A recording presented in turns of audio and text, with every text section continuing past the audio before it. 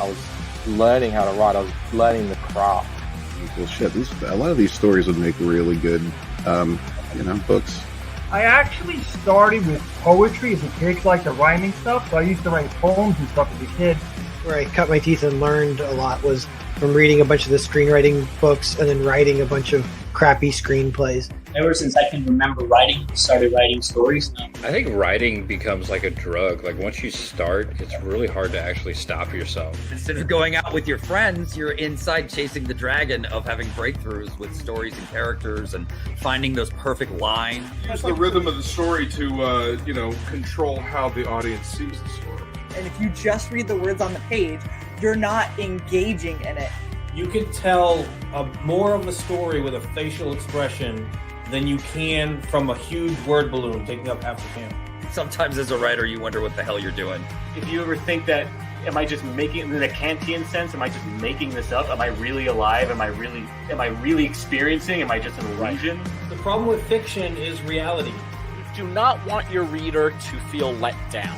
I can do this. I think I can do this, but I want to do this. Like when you give somebody a piece of poetry, and it can be someone who hates poetry, and then they read it, and you see that light hit, and you go, oh, I did it.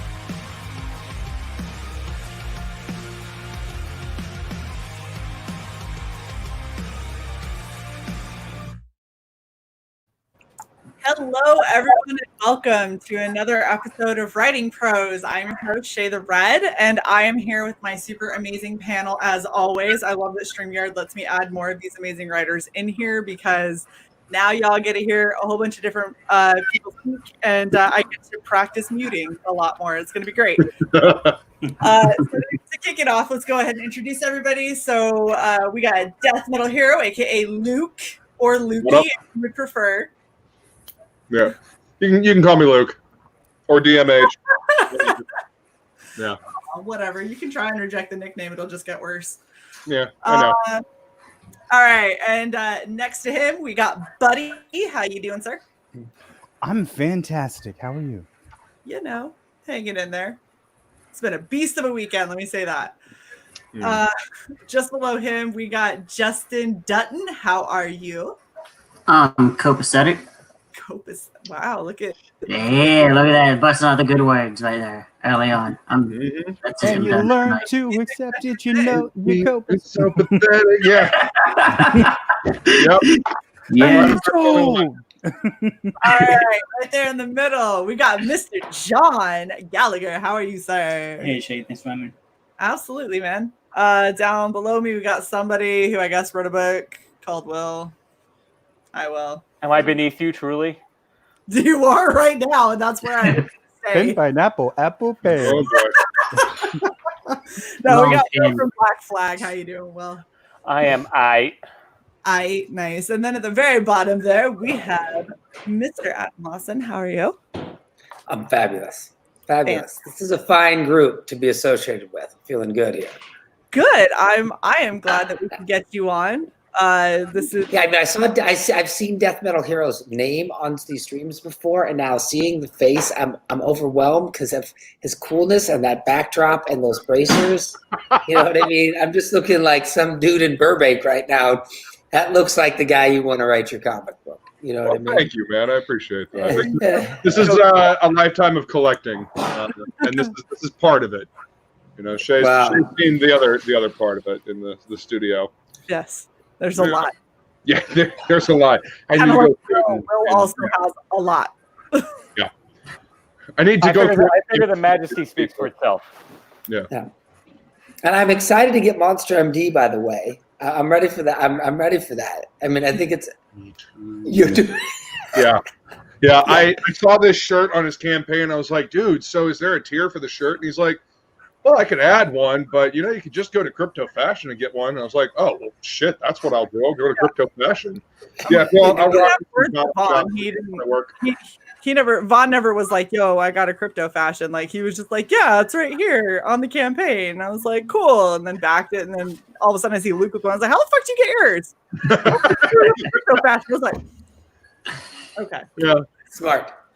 Mine better come signed or something. Do you hear me, Vaughn? Yeah. Like I got the Heidi one. That's The Heidi that t-shirt, one's yeah. gorgeous. Was that the one that was drawn by Tashi? Or Pablo? Yeah, Yes, where I she's, think so. she's Yeah. stripping. But she's the Invisible Woman, so you can't tell.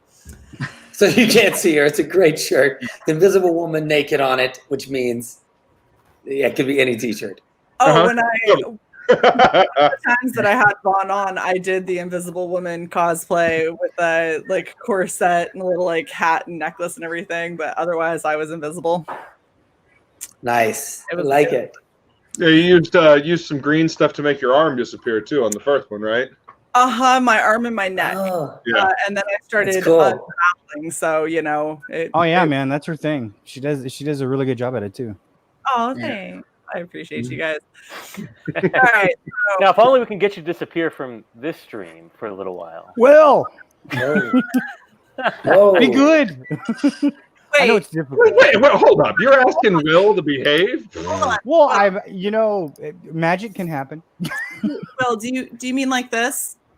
Like that? Shut up! Well, you disappeared for him, you know. Yeah, there we go. Okay, I got that out of the way. I've been. Now he's at the bottom. Now you did it nice. He's gonna climb his way back up, you know. I'm being shat on by John and Luke. That's a lot of Now shit, this just too. looks like a reverse pyramid scheme.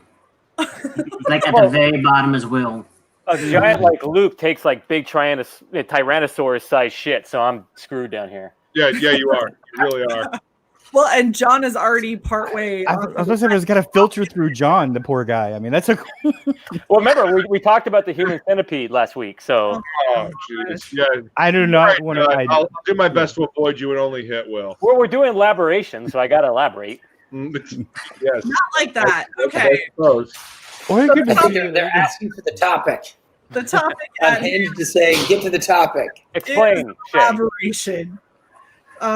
So You have a topic? starters, we always have a very, very loose topic that we very discuss because Yeah. Let's Soon we'll be topic talking is about vague. something else. look, you can't get a bunch of writers in a room and be like, we're going to talk about one thing because that's not possible ever.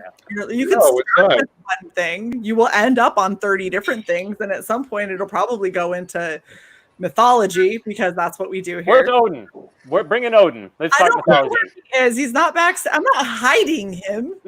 This is who we have right now. If You you have him want, in timeout. I imagine Odin with a little dunce cap, and you've got him in the corner. You know, We're apparently not good enough for Will, so he Wotan. requires Odin to be here. We can't wax philosophical enough for you, Will. Is that the problem? you and I wax plenty philosophical together. Oh, I know we do. We take long walks. Are we in the talking like Florida sun. Brazilian or I mean? Well, I don't have that.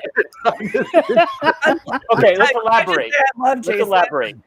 We better get started on the topic soon because we'll run time within 7 minutes. Yes, he's right. I'm falling asleep already. I mean, That's not our fault. Well, it's Shae's fault. Of course. You're gonna be willed. I knew it. He was willed. he's already got 2, which is shocking considering we just got started. Thanks, leg kick.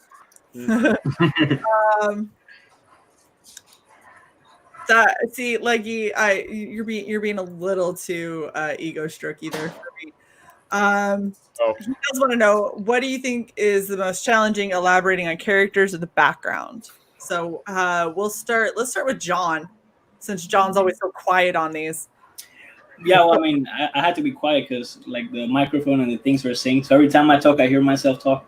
So if you guys see me take these off, that's why, you know what I mean? But so yeah, I mean, I think definitely characters, especially when the weight of the story is on the character's shoulder. You know, when you have a story that stars the character, you know, but it's developed in a universe, you know, you can do that. Like for example, if the Batman series was called Gotham, right? Which there is a series like that. But if it was, you know, you can definitely focus more on every single aspect of the world in which these characters live in. But when you know the project is called Batman, you definitely have a responsibility to make that character not only the center of the story, but you have to really develop it well. And in our experience here with the Grim Reaper, you know, the Grim Reaper was the center of the story, so we had to develop that character before anything else, you know, and then the world would develop itself around it. So I would definitely say the character is more challenging personally. Okay. Mm-hmm. What about Adam, since you're new here? Yeah, I mean, I think that when I think about elaboration, whether I'm writing a comic book or a screenplay, when I'm writing for TV or a comic, as I'm saying, how can I not elaborate? How can I not actually give people words? How can I give them an event or an action that says it all? One of my favorite scenes of any film is in The Dark Knight when Heath Ledger puts the pencil on the table and says, I'm going to do a magic trick. I'm going to make this pencil disappear. The guy comes over and he slams his head down on it and the pencil disappears. And in that single action, which is just a guy at a table, spoke louder than cars flipping or explosions happening because of what it said about the man that could do something like that. And so I think that when thinking about elaborating, maybe the first thing to think of is how can I not elaborate anything? How can I just have an event or an action take place that then says everything without words? But if that makes sense. So, keeping that in mind, and I'm assuming you just equally apply that across between having a character or things going on in like your background and your setup, because that's kind of both what you just described. Right. Ideally, you can keep them so they kind of live together, right?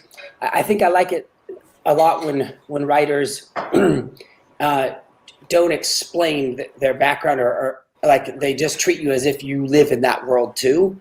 Right. And you get talking right about it. I think, Daniel Warren Johnson, who I really love, he wrote this book called Extremity, this comic book. He's so good about you're right in it. And you get and you're experiencing it as if you're them versus trying to be like, hey, here's the backstory up front. So, instead it's just, here's what's happening right now. And I think that tends to grab people the most. And I think that, there's opportunities for expose in the sense of where maybe you're talking about somebody's feelings or et cetera. And I think those are nice, natural moments, but to maybe try not to avoid like the concept of elaboration and just think on events and actions that say it in both character and background. That makes a lot of sense, especially when we're talking comic books, because that's one of the things that we say, what makes comic book writing versus novel writing so very different is comic books is obviously the point of a comic is it's heavily focused on character. Yeah. And so it would make a lot more sense to, I always say show rather than tell when you can. Because otherwise you're just writing a novel and putting a bunch of pretty pictures interspersed throughout it. Yeah, might as well be an illustrated novel. Right, and there's nothing worse than trying to read a comic that just has, box after box after box of text that covers up all of the art that you're like, well, I'm sure behind that is something really cool, but I can't see any of it because it hinders. Yeah. I'll find myself like choose to not read a page that has box after box after box of exposition. It's like, come on. Like, prime example, in the most recent X-Men run that Hickman did, the graphic pages where they explain all these intricate details about the different power levels of this shit, like, yeah, that's cool for you, but this is a comic book. Stop wasting my pages with graphic stuff that's not drawn artwork. Like, either explain this shit while you're doing the comic book, or don't do it, or release some supplemental thing. Like, if this is interesting to the story, then you need to work it into the pages, not take up pages with graphics that don't revolve around the characters. Comic book, And I had a bunch of people complain about that too. There's definitely a place and time for exposition for sure, but it reminds me like what you were saying right now, about the whole show me and not tell me. That's one of the most powerful, like the one I remember the most. My favorite comic book page ever is when Daredevil meets with Karen again in the Born Again series, right? Yeah. And they hug, you know what I mean? And there is no words needed there. Both of them are crying, you know what I mean? She's gone down this really dark path, and he finally finds her. They reunite, and there was no need for words there, and obviously you got the feeling and you understood what was happening. So Sure. I think definitely, I agree. You can definitely show more than See this stuff right here. Why am I getting an entire page to explain what these certain characters are going to be?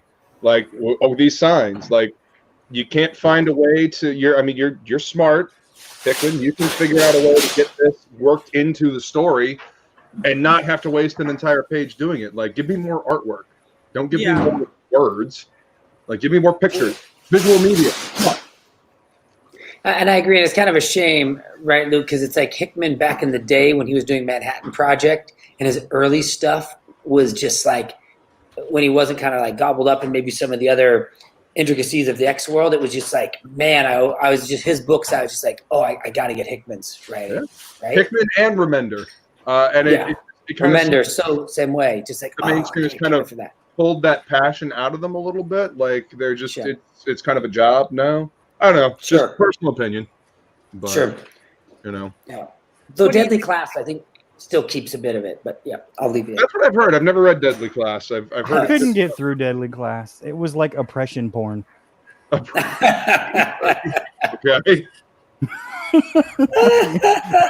Fair enough. It gets heavy. Fair enough. Yeah. So how do you feel about Elaboration then, buddy? I mean, it's a mutually symbiotic thing. I mean, the deal is that for me, you want to, it's show not tell. You want to give the least amount. Basically, what you're doing is you present an idea, and that's what our job is, to present an idea and for the people to understand our idea. The only time that I think there should be elaboration is if there's a question in the idea that you presented. And if there is a question in the idea you presented, then you have to look back and say, okay, why did I not have an answer for this earlier? Because I think if you don't have an answer earlier and you don't solve a question or problem in your writing with what's already there, that's when you create a deus ex machina. That's when you create something that shouldn't be there. You have to make a MacGuffin, or you have to say, well, I know the sixth sign of the blah, blah, blah, so I can beat him. Well, okay. You got to make up something to get yourself out of a corner. Is what? Yeah, like Sanderson does that all the time, and everyone loves him, and I don't know why. He's one of the most formulaic writers I've ever encountered. Pretty much every time his hero wins, it's because they did something nobody else could do. Every time. It's like, you're not supposed to be able to do this, but she's strong enough to do it because whatever energy, That's so gross. Read Joe Abercrombie.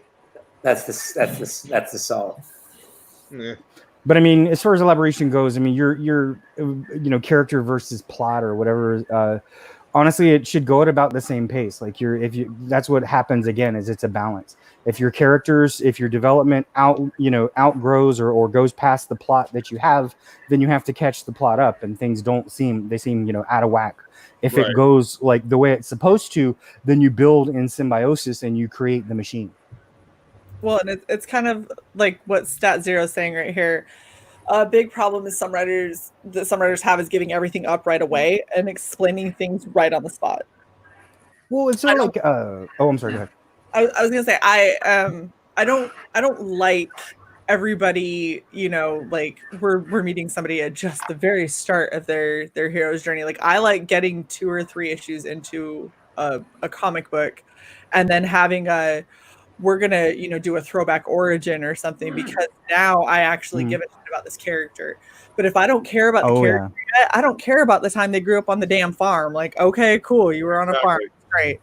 Why do I give a shit? Show me why. Movies do that all the time too. I was watching something, what was it, like Warrior Nun or something on Netflix the other day, and they come in with these 3 women, these 3 girls, and this one girl puts a gun to the surgeon's head and is like, "You're not gonna kill her," and I'm like, why do I care about any of these characters, much less the one that's on the slab?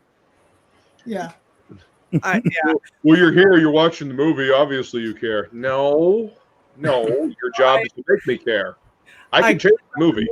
Right. I clicked on the movie because something seemed intriguing, and now it's your job to sell that, just because.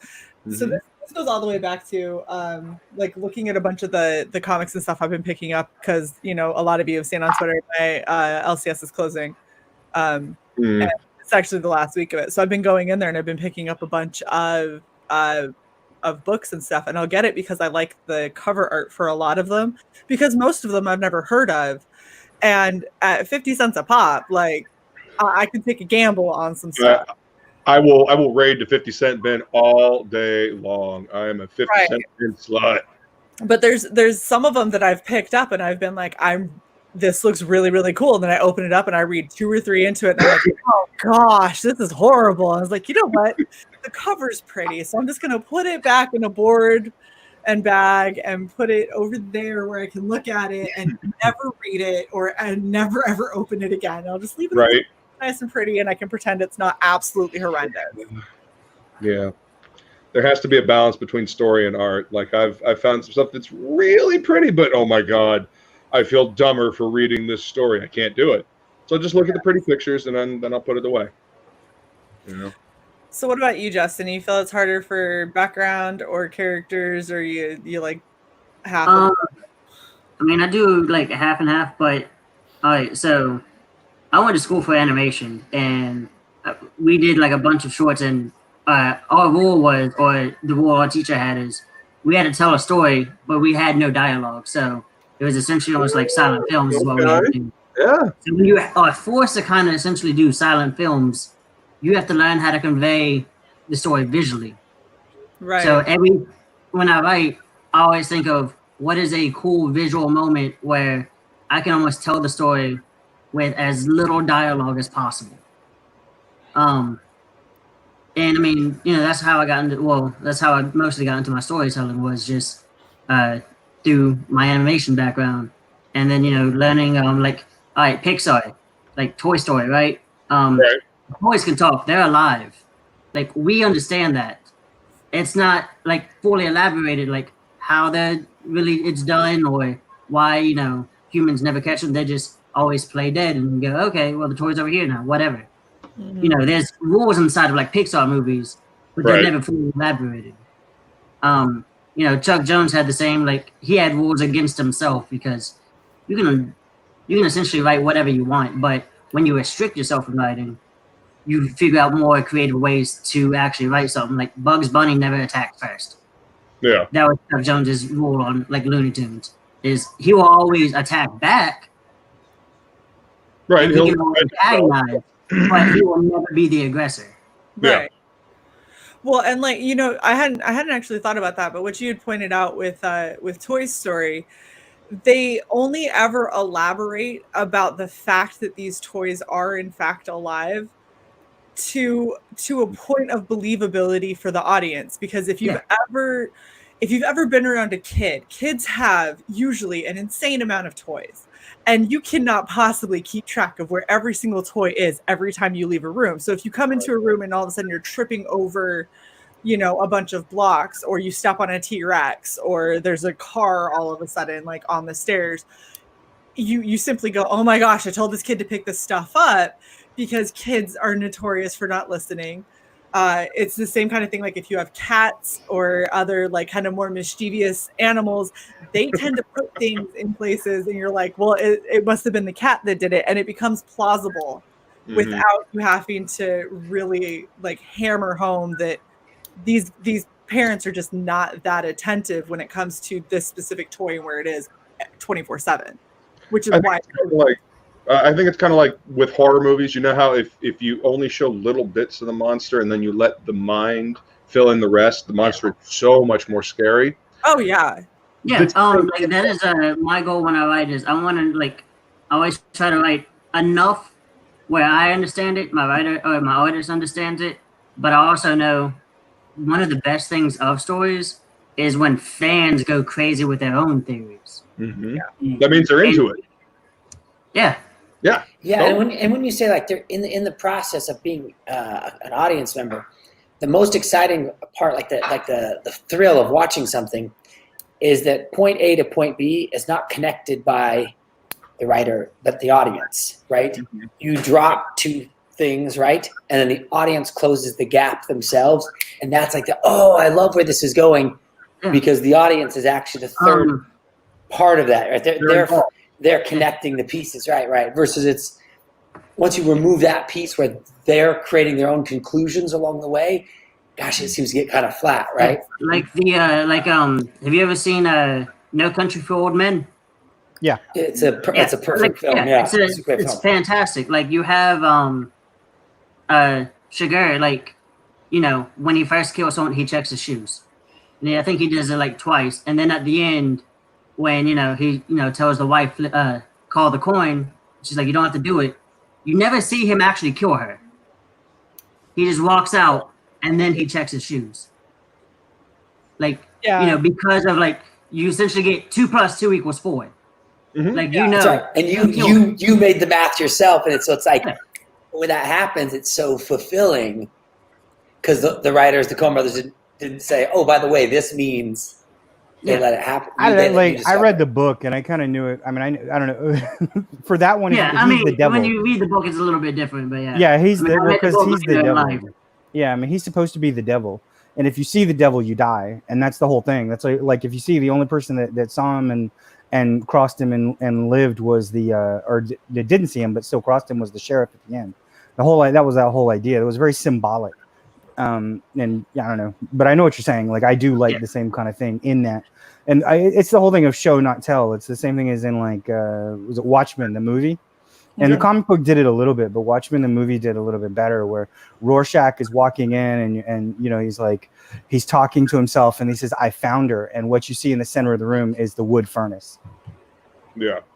You know, and you haven't seen her yet. You've heard nothing of her. But then what's even more horrific is as he's walking to the furnace, you hear, if you listen to the music, you hear like the song, the little girl singing intermixed with dogs ripping a bone apart. Right. And then when he opens up the door and he finds her unmentionables, you know, it's just very nice. Yeah. Yeah.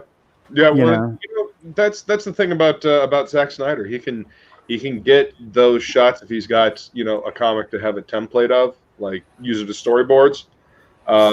Unfortunately, he doesn't seem to be able to pull that off when he's writing a script. Because when he's writing a script, you get an incoherent mess like Sucker Punch. But yeah. I think the biggest problem with Snyder is he focuses too much on epicness. He tries to make it as epic as he can. It's kind of like what's the do with the explosions? Michael Bay, right?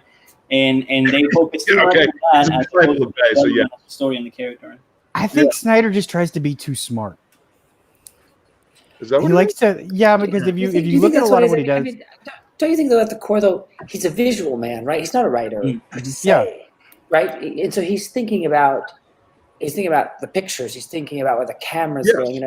Yeah, I think but he thinks about lost in that. I get that, but he also tries to tie too much symbolism into that. He wanted Superman to be seen as God. He wanted Batman to be seen as a devil or a demon. So every time you see them, one of them's draped around in fire or red, that's Batman. And you see Superman, you always see a light behind him as if he's got a halo. I mean, it's very like hit me in the fucking head. Sorry, with the sledgehammer, kind of thing. I'm sorry, hold on, wait. Did you just apologize for swearing? What? Did you just apologize on my channel for swearing? Yeah. That's fucking adorable.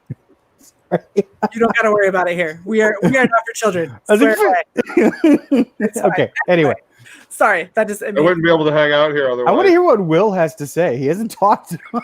He does. Okay, so but does he falling asleep with his eyes open? What's going on down there? There's two things. Will either falls asleep. Three things. I'm sorry. Will either falls asleep, is deep in thought, hearing everything that we're saying and formulating what his next move is going to be, or trying to come up with his next dig at me. Those are the three things he does during this show. So when he's quiet, he's doing one of those three things. See, he doesn't even have anything to say to that. He's just like, well, I'll say that number 3 is more accurate. Yeah, number 3 is what you do the most. So I've been thinking about the perfect insult I could give you to get me booted off. And I've been looking at that box and going, okay, what is it? What insecurity can I dig into? What can I carve out and expose for the entire chat? And I came up with the perfect thing to say that would just make you hate me for the end of time. Okay. Shae, you look beautiful this evening. Kicked. Success. Oh my my gosh, you're such a dork. Okay. Back to elaboration. So one of the things that that Luke kind of touched on that I would really like to kind of go into a little bit more, because I'm a horror fan, right? Mm-hmm.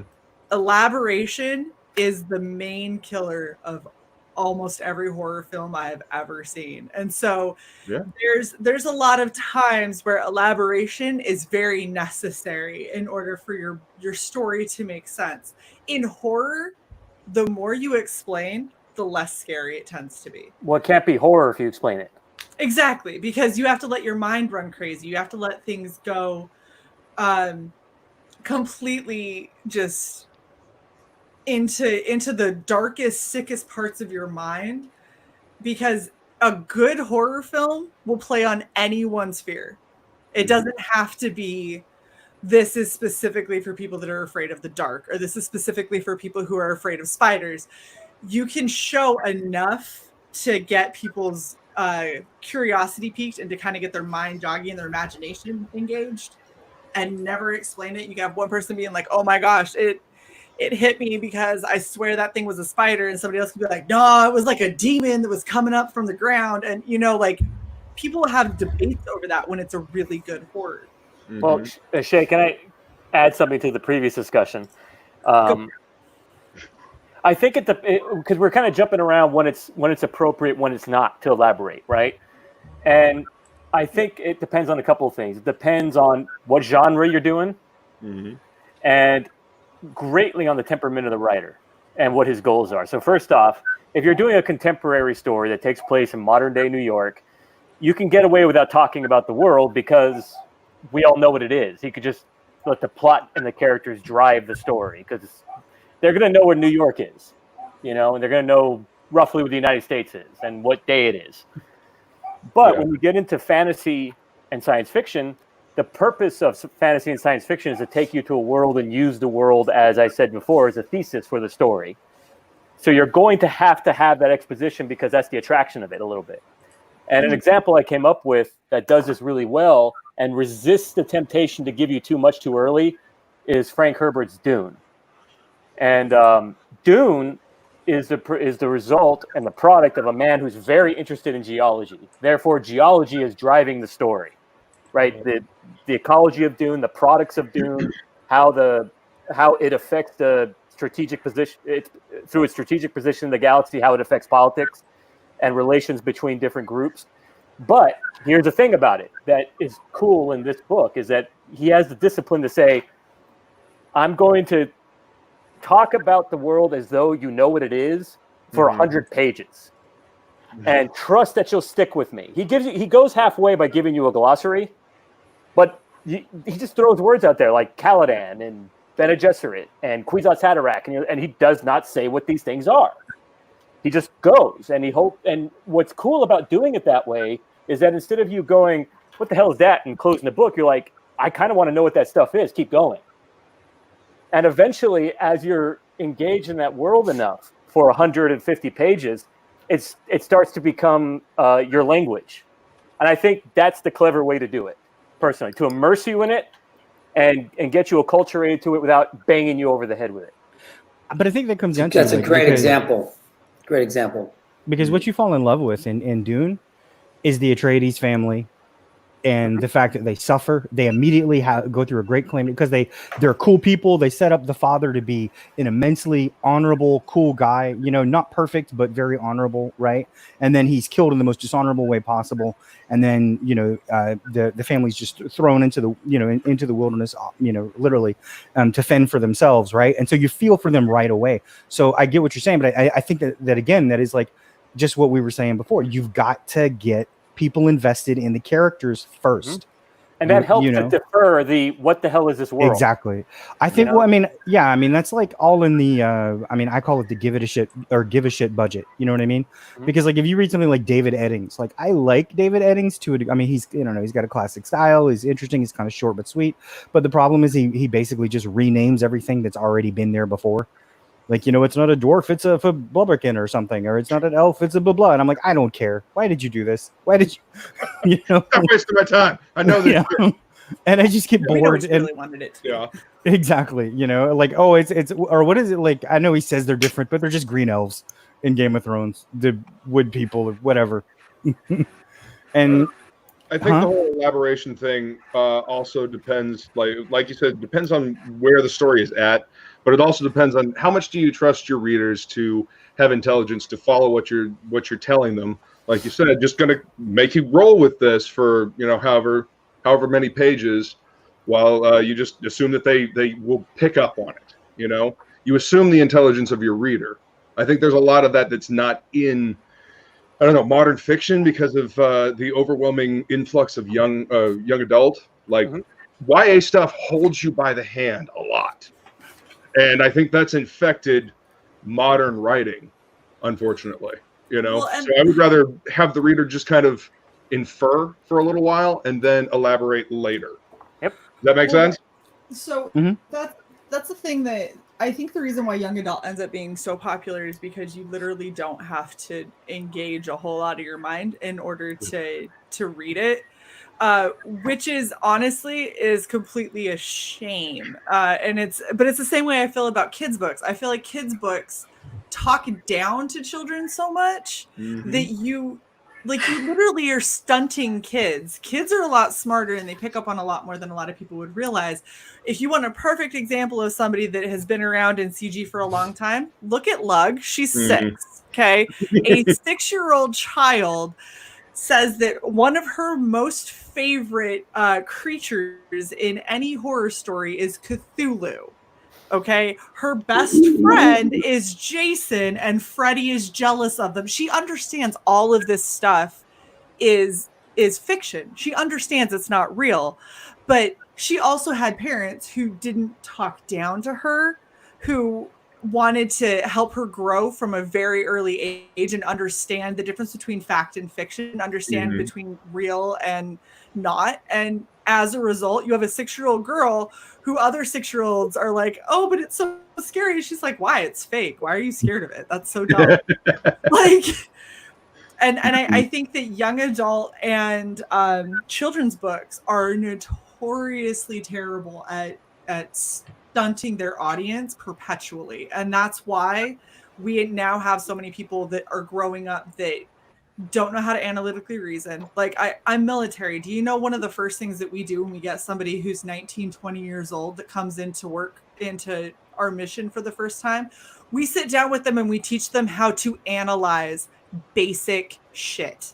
I'm talking like, if I say this to somebody, they're probably going to have a negative reaction because that's how I phrased it, and you have to reframe their thought process. And I get fucking 19-year-olds that don't understand this. You have to teach them causality.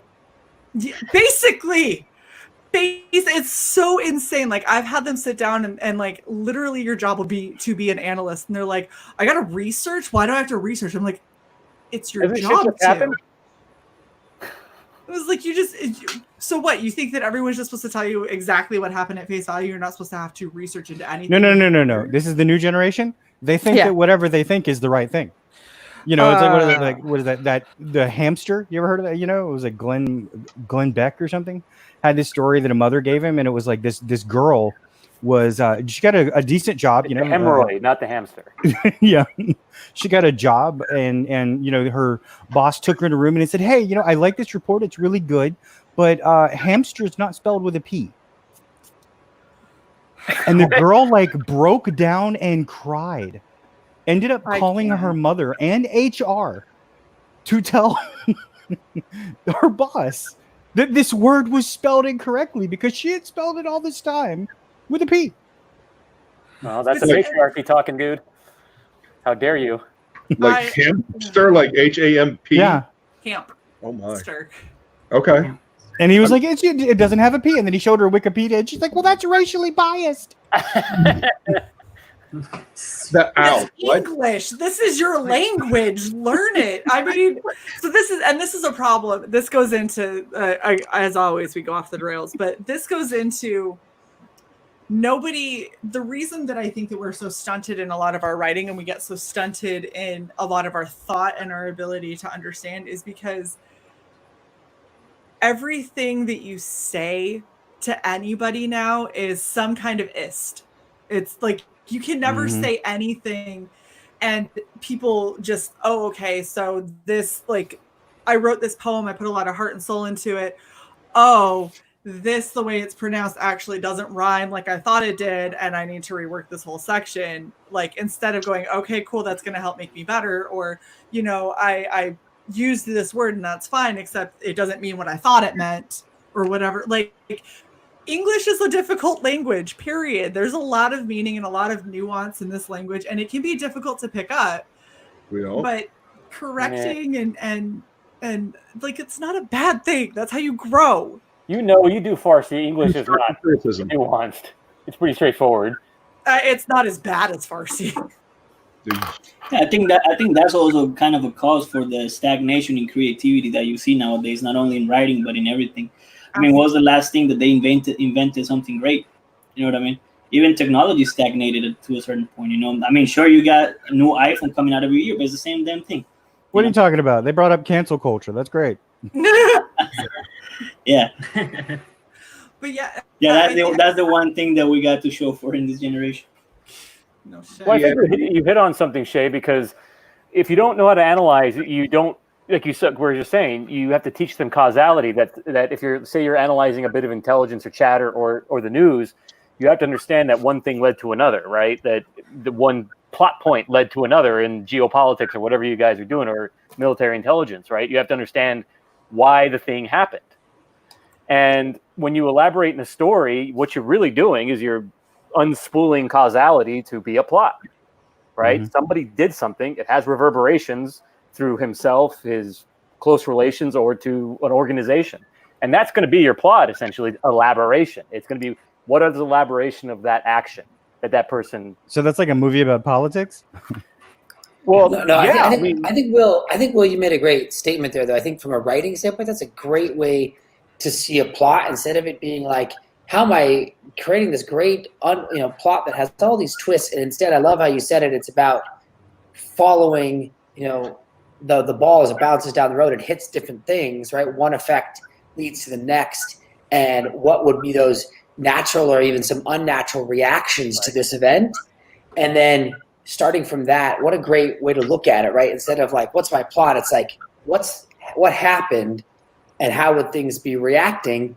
And then letting that, and then from an audience standpoint, like, it's easy to follow. I get where you're going, Will, because you're leading me down a pathway of reactions to this event that feel real, or maybe sometimes they come into unreal things, but it feels like we're a part of things that are all connected versus trying to I think that's again the idea, the concept of when you're living through that character, or the character, you're invested in the character, you kind of have an expectation of behavior of where they're going to go, and then you're just kind of, you're almost like once you've created the character as a writer, the reactions that you create, or the stimuli that you create, you kind of know how your character is going to react before you even write it. You're just like, well, they're like this, they think this way, so this is going to happen. Well, also, and maybe you change them. Go ahead. Sorry to interrupt you, but sorry, what is this gentleman's name? I don't want to call him Failed. Wait, who? Adam. So Adam, buddy, when we're talking about this, we're kind of talking about a form of physics, aren't we? Right? We're talking about things moving, even though in imaginary space, in space, right? So things. That's how you get surprised as a writer, because you move one piece, it moves in space, it knocks another piece into another piece into another piece, and that can kind of surprise you as well as surprising the reader. Because that's how the story. I love the way you said that. It's a billiard ball smashing into the balls. They're scattering in all directions. If you're being an honest writer, and not, as you said earlier, buddy, trying to institute a deus ex machina because you don't like the result of your physics, then you have to just go with where those balls scatter to. That's where those deus ex machinas come in. You just don't like where the ball is scattered. Exactly. You've written yourself into a hole. It's almost like you've you started tiling, and you tiled from the front to the back instead of back to the front, and so now you're now you're sitting in the tub for a few hours, because you've got to wait on everything to dry. So instead of going to the natural result of that tile laying, you say, God, just make it perfect. Exactly. And I think I love the way to see that, like what you're talking about, Will, because like the combination of this idea that there is. The ball is breaking apart the other pool balls, right? and if you're seeking actions and events to communicate, and like you're saying with Frank Herbert and Dune, where you're just saying, hey guys, this is a black ball, this is a red and white striped one, I'll tell you why they're that way later. It's amazing how emotionally engaging that is, right? Instead of trying to sort of intellectualize your story, but instead to follow those kinds of paths, show it with action, follow this natural physics chain reaction. I love how you said that. Lean into the suck. Yeah, you got to lean into the suck, man. That's when it sucks, when it's hard. I think that's when you come out with the best narrative, because you're going to have to follow the behavior, and like you said, create a situation in which it works. And this is why I have a hard time outlining, because I want to see how that physics plays out in real time, and where it's going to go. Because I cannot outline to save my life. I just know I want to tell this story about a certain theme, and I create a world to match the theme, but then I stick the characters in there and I say, okay, go, and then smack the billiard ball and see where they go. And this is something me and Frege get in trouble with, because Frege's like, I've got the whole thing planned out. Here it is. And I'm like, I need to start writing your story so I can figure out what they're going to do. Maybe that's a deficiency in me, but I need to smack that ball and see where they go. Yeah. Well, don't you think that maybe there's like a collaboration between the two, right? Like that there is an essence of some loose outline, right? In the sense of like, I know a couple things. I know 3 things. I don't know 10 things yet, but I know 3 things. And so that I have something to smack together.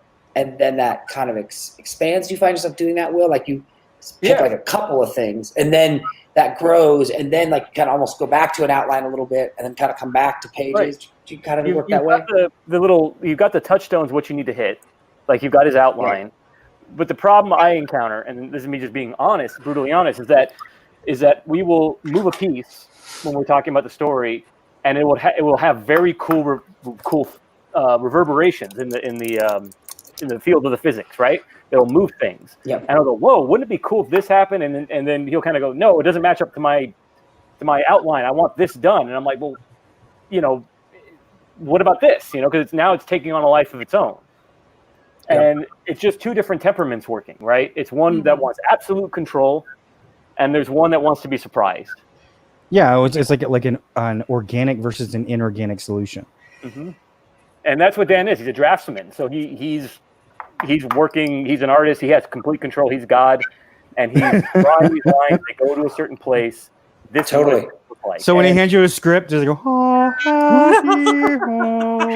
Yeah, kinda. I mean, we working in a very organic, not organic, but he's drawing it. Yeah. And I'm adding kind of words to it, and I kind of create an outline of his outline from our discussions. But at least at this stage for BF1, it's been kind of difficult, because I am very much hemmed in by what he wants to see, and that's my job. I'm a hired gun, right, with him at the moment. Right. But it's tough to turn off that circuit in your head that's moving things. Yeah. And you can't help it. You go, oh well, maybe I shouldn't mention this. Maybe I should. I don't know. And just. Well, I mean, I feel like it's always better to mention it. Throw it out there. See if it is something that fits in with his plan. If not, then you move on. Big deal. Yeah, that's what it is. And but like I said, those two methods can clash, because one is rigid and one is fluid. Sure. The fluid will always accommodate the rigid. Well, I know for me, I have a very loose idea of where I want something to go, but really what I've got is a character, a starting point, and an ending point. Yeah. And then I have a character's temperament and personality.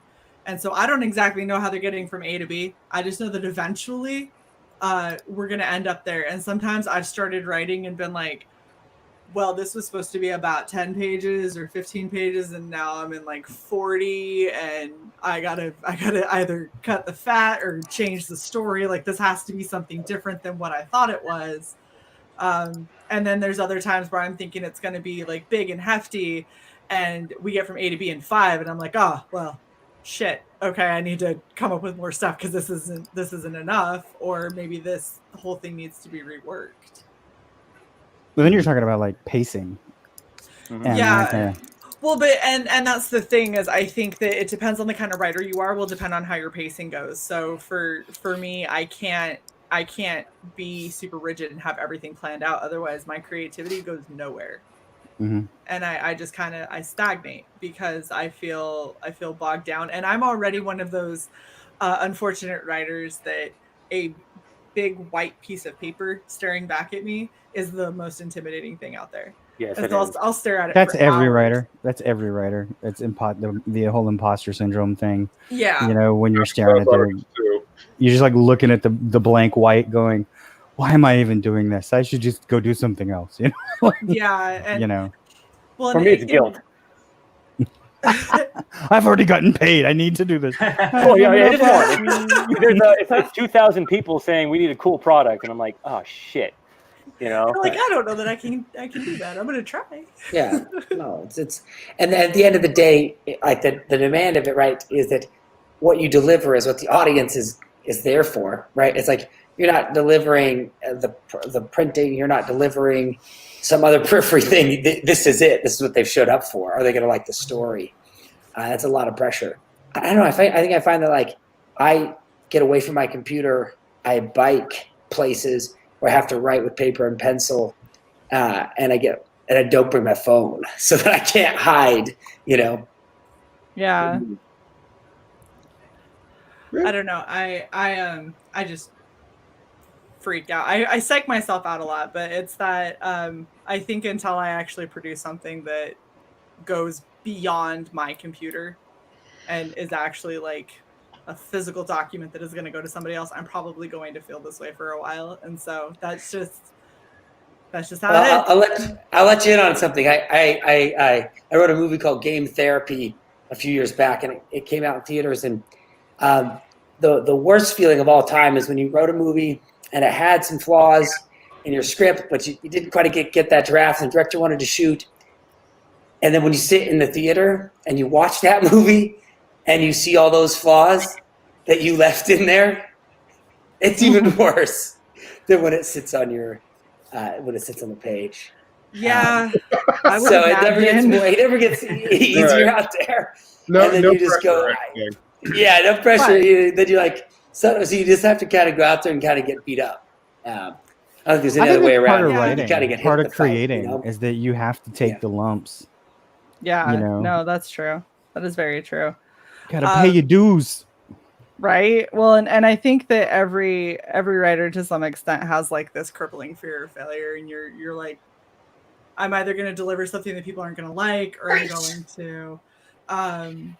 to deliver something that I like that everyone else is going to be hypercritical of, and then I'm going to be like, oh shit, I suck. Like what I like is terrible. I have a question for all you guys. It's an interesting thing, but it's happened to me maybe because I'm lazy, and you'll be sitting there, you'll be writing something, and it's going to be, you know, how long it's going to be, but then you say, this is really cool, but if this happens, it's weeks more of work, and it's going to be a long road to go down where this takes me.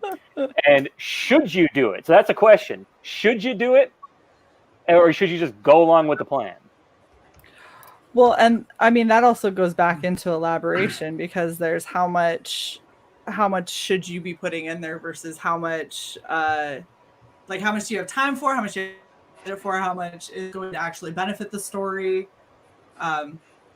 All of that kind of goes into right. The guy said in the chat, you're going to go get some groceries. He's going to come home. But I'm like, man, what happens if the villain shows up at the supermarket and kidnaps him to torture him? You're like, okay, do I really want to write 20 more pages, or should I just let him go home? You know what I'm saying? Well, you know, most of us don't have to commit sacrilege to change the story, but you know, I would say that you go with it. I mean, well, it depends on what do you want to do. Like, how do you want to tell the stories? Which story do you want to tell? I mean, it's your story, right? So which story do you want to tell? Like, if it is your story and you have the complete control. For me, I mean, that's how Sins of the Fae was created, was like off a small thing and then an embellishment off that thing. And I said, well, what about this? And then I'm always, what about? Because I don't like to leave loose ends. But why? You know? But why? Yeah. I think, Will, that you bring up a good point, right? Is that like that you're caught with that threshold of of you're right. I have this inspiration, but it will require so much re-engineering, right? Exactly. And I think it's going to require so much re-engineering to make it work, because it's not just I need to fix this scene. It's I got to fix the 2 scenes before it and the 7 scenes to come, based on this idea, right? And I think that I think so many times for myself, I write this TV series called Escape the Night, as well as comics, and I think so many times I've stood at that moment, and when I have said, I'm just going to do this, and the episode comes out, I'm left with the fact that and it isn't as well liked. I'm always just left so miserable. And so I push it. I can't count how many times I've just said, I'm just going to keep writing all through the night. Right. To get that in. And maybe it's the crazy man in me, but I think I've just stood on the other side so many times. I'm sure you have too, Will, where you're like, you're now hearing the feedback from the audience who didn't know about you staying up through the night, who doesn't care about your feelings, right? That just wanted to be entertained in that moment. And when they're like, yeah, it was okay, you're just like, those 2 nights of sleep, you'd have given them up, 20 times over. So so I think, and they only, you have to call it from your gut whether like that change is worth that, because obviously like down the line, especially if you have an artist working or whoever's working, maybe it could really ruin their schedule. So you have to be a little careful. But I think sometimes that's the price, right? Of doing like your best work. Well, you tell me, Will, what do you back think? to what Shae said about staring at a blank piece of paper is that you've got the story planned out, you're getting there, you're 20 pages away from finishing, and then now you're like, do I really want to put my foot in the unknown and see where it goes? And does that go to elaboration, or does that go to the fear, like the genuine fear that you're going to fail if you go down that road? Yeah. Well, I mean, it's like, we go back to the whole collision, the metaphysics and the physics of the collision idea. You're colliding, and then, you're the spherical shape that you throw into orbit, hits another 10, and they all go everywhere. And now you're like, well, which one of these do I follow? Do I follow all of them? And you can keep going forever, because, those hit others, and they crash off walls and other, barriers. They lose energy, gain energy, everything happens. And do we follow all that? I mean, isn't that why, a lot of great artists said that art is never, finished, it's abandoned. Right. Well, also, buddy, that could work for you when let's go back. Let's keep this metaphor. These balls smashing. Which one you want to follow? And you follow the main one, the yellow one, for example, and the other ones are still going on their path. It can give you something interesting that's happening in the background that you don't have to elaborate on. Say there was an explosion, a bunch of people were killed, like a 9/11 in the story, and there's something about that makes somebody vengeful towards one of the characters. You now don't have to explain why that person wants maybe vengeance on that person way later in the story. It doesn't come out of the blue. Those balls kept going, even though you didn't elaborate on them, or you didn't. Yeah, it's like being a video game that's a living world, and everything around you moves past you, even though you're not doing specifically that. Right. It's like, oh, that's the little girl of the father you didn't save from the burning building. She's here to kill you, and you totally get it without elaborating. Exactly. Yeah.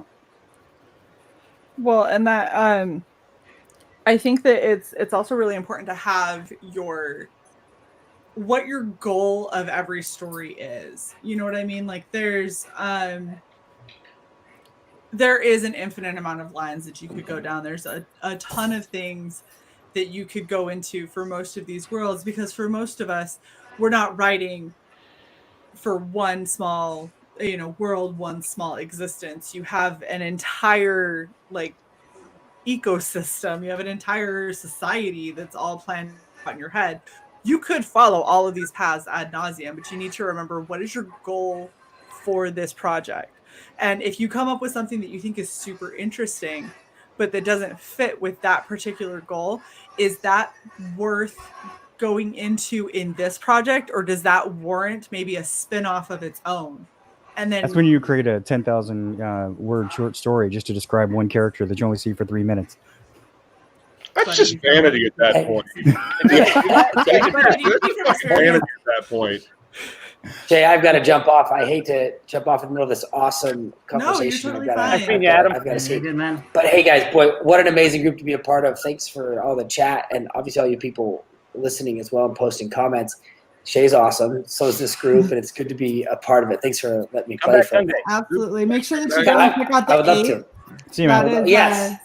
that's Adam's book. So go check out the 8th. It's it looks like it's gonna be really epic, and you get if you drop the back link it, in you're the getting chat. it monthly.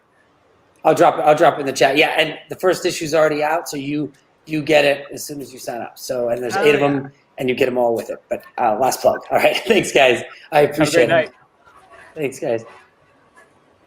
Now there was 6. I know, right? And I just got to do I just got to clothesline Shae out of the ring, so it's only 5. And he's gone. No. Is she freeze? See, now the moment has passed. You're just lucky that I was trying to help plug somebody's book as opposed to no. Okay. Stop, internet.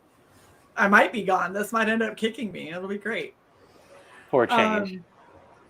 Carla, we can still hear you. You know what? I just And he's gone anyway. Nope, She's like, there you we know go. what? And Just he's gone. because. Sometimes you just need a bound to happen. breather. You know, so that's 3. You're What's my doing good, record? Bob. I think my record is 4 or 5. Your record was 5. You're at Oh. 3 and an hour in, so you know you're doing pretty good for busting that today. So what about Justin? That's his name, right? Dutton? Justin Dutton? Yeah. Yeah. You're writing a book for all ages, isn't it? Or is it Yeah. a children's book? Okay. So it's an all ages. All ages book. All right. So you are writing for different audiences. So how would you? I mean, you described a little bit of how you elaborate, but how do you not elaborate? How do you teach a kid, or show a kid your world, this fantastic world, all these creatures, all these things going on, this sort of different events and everything without saying it? Because everybody nowadays, like we're saying, like a YA, that's the biggest problem. They say it. So how do you do that? All right. So mostly, I have a really kick-ass artist. So that helps. Like when it comes to comic writing, having a kick-ass artist helps. Aren't you the artist? No, he's no, not. Oh, he's not? Okay. I'm just the writer. Yeah. I was like, that's incredibly interesting. Yeah. All right. So the way, all right. I'm trying to think on how to best answer the question without sounding stupid. Don't worry about sounding stupid. Just go ahead and answer it. Right. All right. Everybody's So- allowed one stupid on this show. It's okay. Go for it. Yeah, go for it. All right. So visually, because I know I'm doing all ages, and I know what I liked or what I liked as a kid, is I know for a fact, like story-wise, I'm gonna have to go super silly at times, but also be a roller coaster of if I go really high on silly, I'm also gonna go really downhill real fast later on terrifying, because although it is all ages, it is mostly aimed at kids. So, and to me, that's how at least I don't know how your childhood was, but that's how it was for me. Is super fun, and then there's moments where reality hits you and things just kind of become terrifying. And that's just what I definitely wanted to show and do. And the way I kind of do it is more or less I have grunts, like bed bugs. So they're easy to defeat, whatever. That's silly time shit. So it's all right, cool. Whatever. Some of them make a ladder to try to destroy the nightlight. Teddy Bear just kicks them over. Yeah, they're kind of like Yeah. your bumbling henchmen. Yeah, they're bumbling not henchmen the and stuff. serious scary. Yeah. They're the cutesy scary. But when they kind of come back to the darkness, you see, I have a panel where the darkness looms over them, and then the next page you just see and then all the bed bugs just squished. Nice. And then you just kind of see a claw and part of a boogeyman. Yeah. So I want to when I'm trying to again because I'm tired and shit. No, you're fine. You're fine. Yeah. Yeah, I think what Slipstick is saying is Yeah. having those kind of Yeah, nonverbal like cues. nonverbal cues. Yeah, there we go. And again, it also just has to do with a lot of my animation background. Is I want to do as much as I can on limiting or restraining what happens vocally and more demonstrating visually. Well, and I think because yours is kind of dealing a lot more with the horror aspect of things as opposed to being like a cutesy, happy, go lucky kind of feeling kid book. For you, less is more, especially because as children, one of the scariest things as a kid is the fact that you lack a lot of perspective on the world and you lack a lot of understanding of things for, you know, that creaky door to be just a creaky door. Like for you, that creaky door, that's because there is a damn monster on the other side and he is going to come and eat you because why else would a door creak? And like when it comes to also story, I love like duopolies. So like the theme for Unstitched, a lot of it has to do with fear, but the other side of fear is courage. Yeah. So the more terrifying I can make something, the more brave I can make the heroes later on. Well, that's a really good way to look at it, is if you can instill enough fear in your story with that being kind of your goal, then your heroes, like kind of the heroic act or their redemption or their like overcoming, it becomes that much bigger and that much more relevant. Well, I think it's just it's like tension and conflict, you know, because Yeah. you're building it slowly. Like what you kind of see, I don't know, like I don't know. My background is, I mean, I have a PsyD in clinical psychology, and I always read things and probably read too much into things, and that's why I'm pretty good at behavior. But what I see from that is like, okay, we're teaching kids like that even the most benign thing, that sort of like lingering feeling when it's built up can be something that can crush you. And then past that, it's the things that you're not paying attention to in the dark that can just reach out and get you at any time. So, I mean, without saying it, you've said it within the pictures, and that is a kind of a scary thing, but it's also a scary thing. Those are primal fears because, you know, it's like, you know, I was talking about, I had this weird dream where I was all of a sudden back in high school and I had a report due that I hadn't done anything, I hadn't worked on. And I'm like, wait a minute, I haven't been in school in like, you know, 18 years. So why am I having a dream about a report? You know what I mean? But it's just because, you know, we always, even as adults, we have a kind of building sense, you know, a sense of things just like sort of like just stacking on top of you, right? Like things that are benign in representation that are not like in the forefront of your, you know, of your executive function, your thinking, but they just keep building and building and building and building and building until we finally have to turn around and see the monster that we've let like happen. And that's the scariest thing, isn't it? That you let it happen. Yeah. And like because I'm not trying to give like too much away on the book, but so the darkness is like my big bad. Mm-hmm. And you know, one of the primal fears is being afraid of the dark. But like on a deeper level for me, I feel like no one's actually afraid of the dark. And in the darkness, your imagination kind of goes crazy, and like whatever you're afraid of, you kind of picture is in the dark. Yes. Exactly. Yeah, it's like you're not afraid of heights, you're afraid of falling. Yeah. And especially on like part 2, we see a lot more of that demonstrated. Because the darkness is after, you know, the protagonist, Eleanor. She has big imagination, and that's kind of like a small elaboration of kids with bigger dreams and bigger imaginations are more prone to fear, because like the darkness kind of feeds off that, and you know, it's easier for him to prey off of because he's a morphic creature. But we discover like, all right, so is she afraid of the dark, or what is she actually afraid of? Yeah, well, and as someone who has that fear, because I'm a giant child, I'm legitimately like, so okay, and a lot of this stems from experiences, and it stems from things that you've seen and felt, right? So not going into supernatural shit or anything. Oh my gosh, Will just shrunk. Look at him. He's so little. He's so He's cute. about to. He's He's like slowly coming back into frame. Look at you with a sit stand desk, you bougie bitch. Anyway. I keep my trim figure. Yeah, right. Okay. Anyway, enough about Will. I don't know why we're talking about him. We should just have a show called Will Writing Prose. Oh, there we go. So going into what it is exactly that has always kind of got me with the whole fear thing is growing up as a kid, I had really bad astigmatism, and I used to be nearsighted in one eye, and so when you have astigmatism, your pupil doesn't dilate properly because your muscles it's like having lazy muscles, so they don't flex your lens properly. What that You're lazy in every way. What that does when you are in look at him already hitting 5. That's impressive.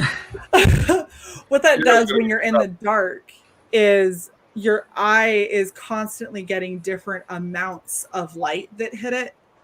And as a result, it causes you to see what looks like amorphous like shapes and beings in the darkness, because sometimes it'll be lighter, sometimes it'll be darker because your eye can't focus. So as a kid, I was convinced the dark held like horrible evil baddies because my eye would constantly fluctuate, and I swear I would see movement. Did you ever try to attack him? No, I had a light with me at all times, because when I turned the light on, then my pupil could dilate properly and I could see everything, and it was like, oh, I scared them away.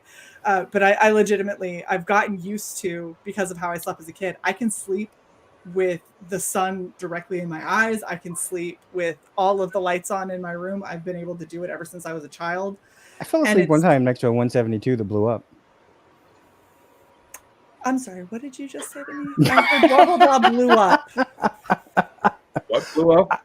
I have a private pilot's license. I have a couple of them actually, and I was out doing a test flight on a Cessna 172. It wasn't, something wasn't right about the prop wash, so we brought it back in, and they started looking at it, and all of a sudden it blew up, and I was taking a nap, and I just remember being dragged.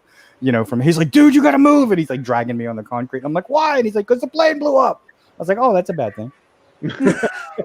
Like it actually exploded or it caught on fire? No, the whole, like, I should probably be dead. Like a Michael Bay explosion. Yeah, like the engine went boom and, blew up a couple of like rotorcraft and an airplane next to it. But somehow the shrapnel missed me because I was only about 8 feet away. Christopher C., I just want to say, you worry me, sir. You genuinely worry me. You want to write a book about tearing the wings off of ships from fairies like soft for kids.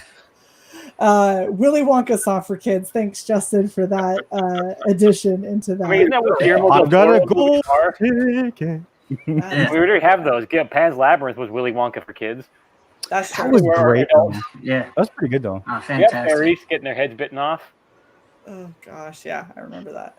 That's like what is it, Bendis, right? What about Bendis? where like Wasp was eaten. Oh yeah. Oh, that was the Ultimate. That was a Jeb Loeb or whatever. Oh, was it Loeb? Okay. Ultimates. Yeah, it was Loeb. Ultimates. Was that Loeb?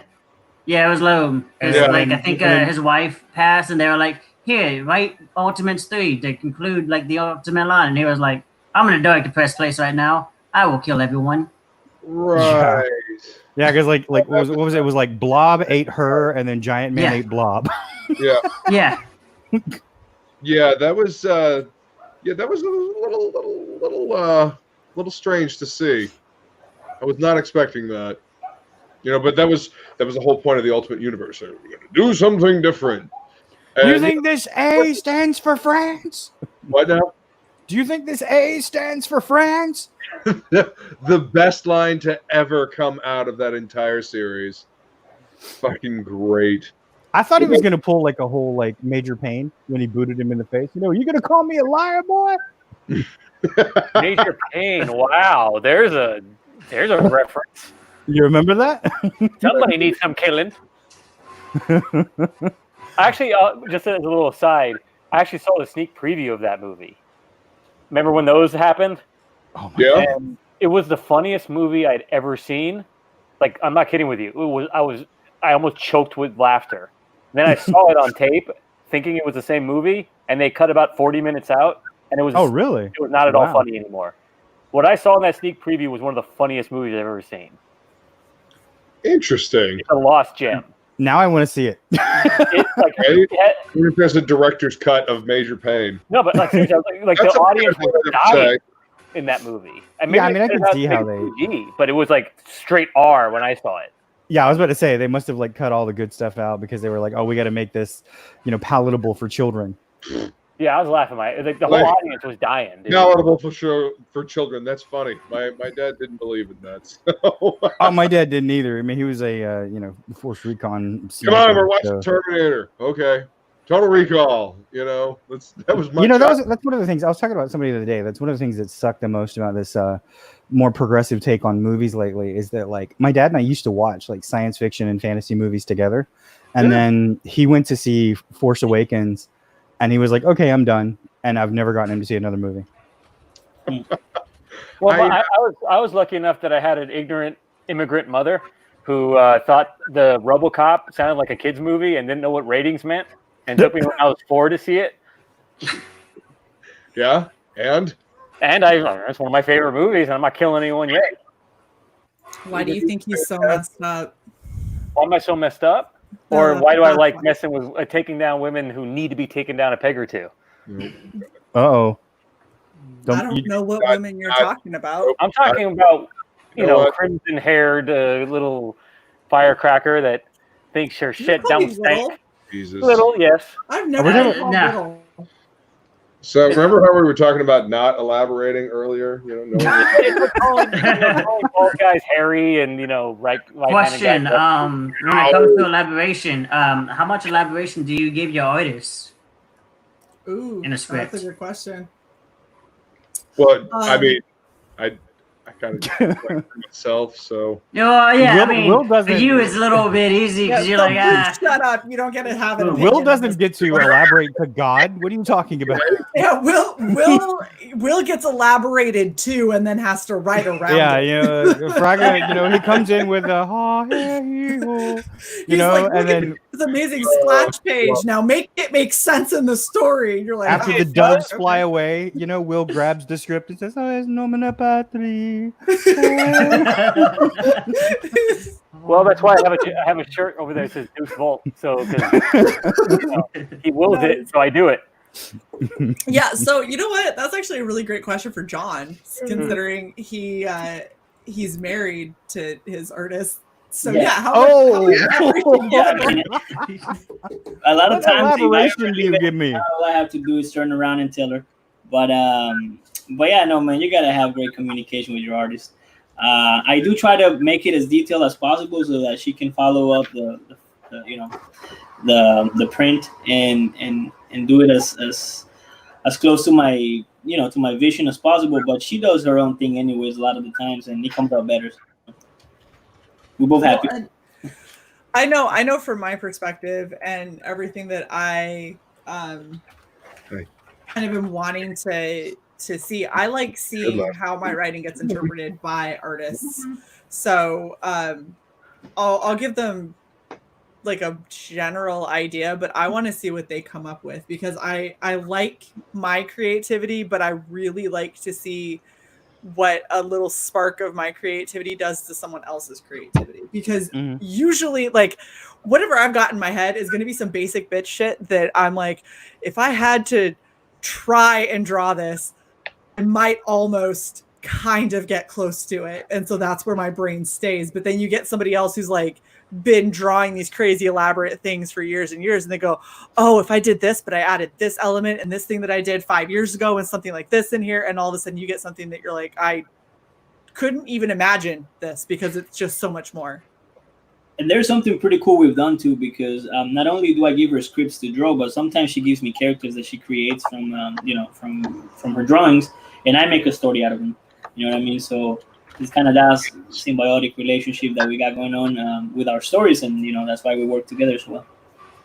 Right. Well, and you know, the funny thing for John's perspective, that's actually a really hard team up to do, is to be a good husband-wife duo, because there's so much emotion already in that relationship, and so then it turns into, how do you have a professional side, and then we're married and I'm right because fuck you, I'm right kind of side, and you have to like separate the two of them. Wait a minute. I don't think guys are allowed to have that, fuck you, I'm right. No? I was working today. My coworker's just can't stand my coworker. But I love you, honey. It was like, listen here, this is my project and this is how we're doing it. And also, what's for dinner? And I love you, and here's some flowers, and please don't make me sit on the couch. Shae, I'm glad I'm outside the discussion because I'm avowed misogynist, so like God, I can be outside of this. What are you, like MGTOW or something?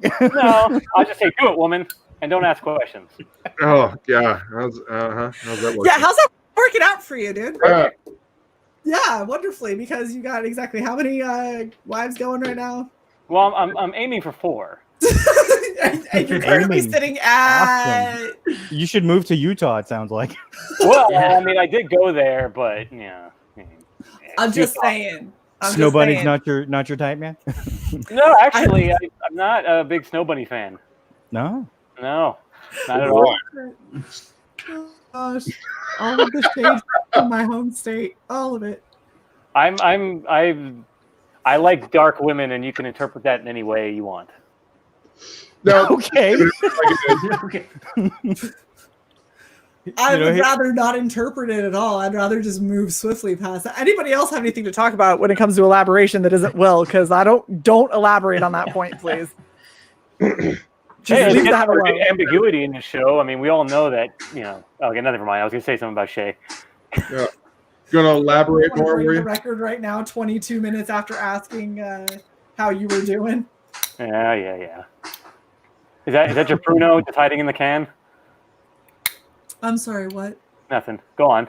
Elaborate. Hey, here we go. Oh no! Hey, wait, come back. Well, I think you already broke his record. What did you do to me? What happened? I do a lot of things to you. And back again. Oh. Damn!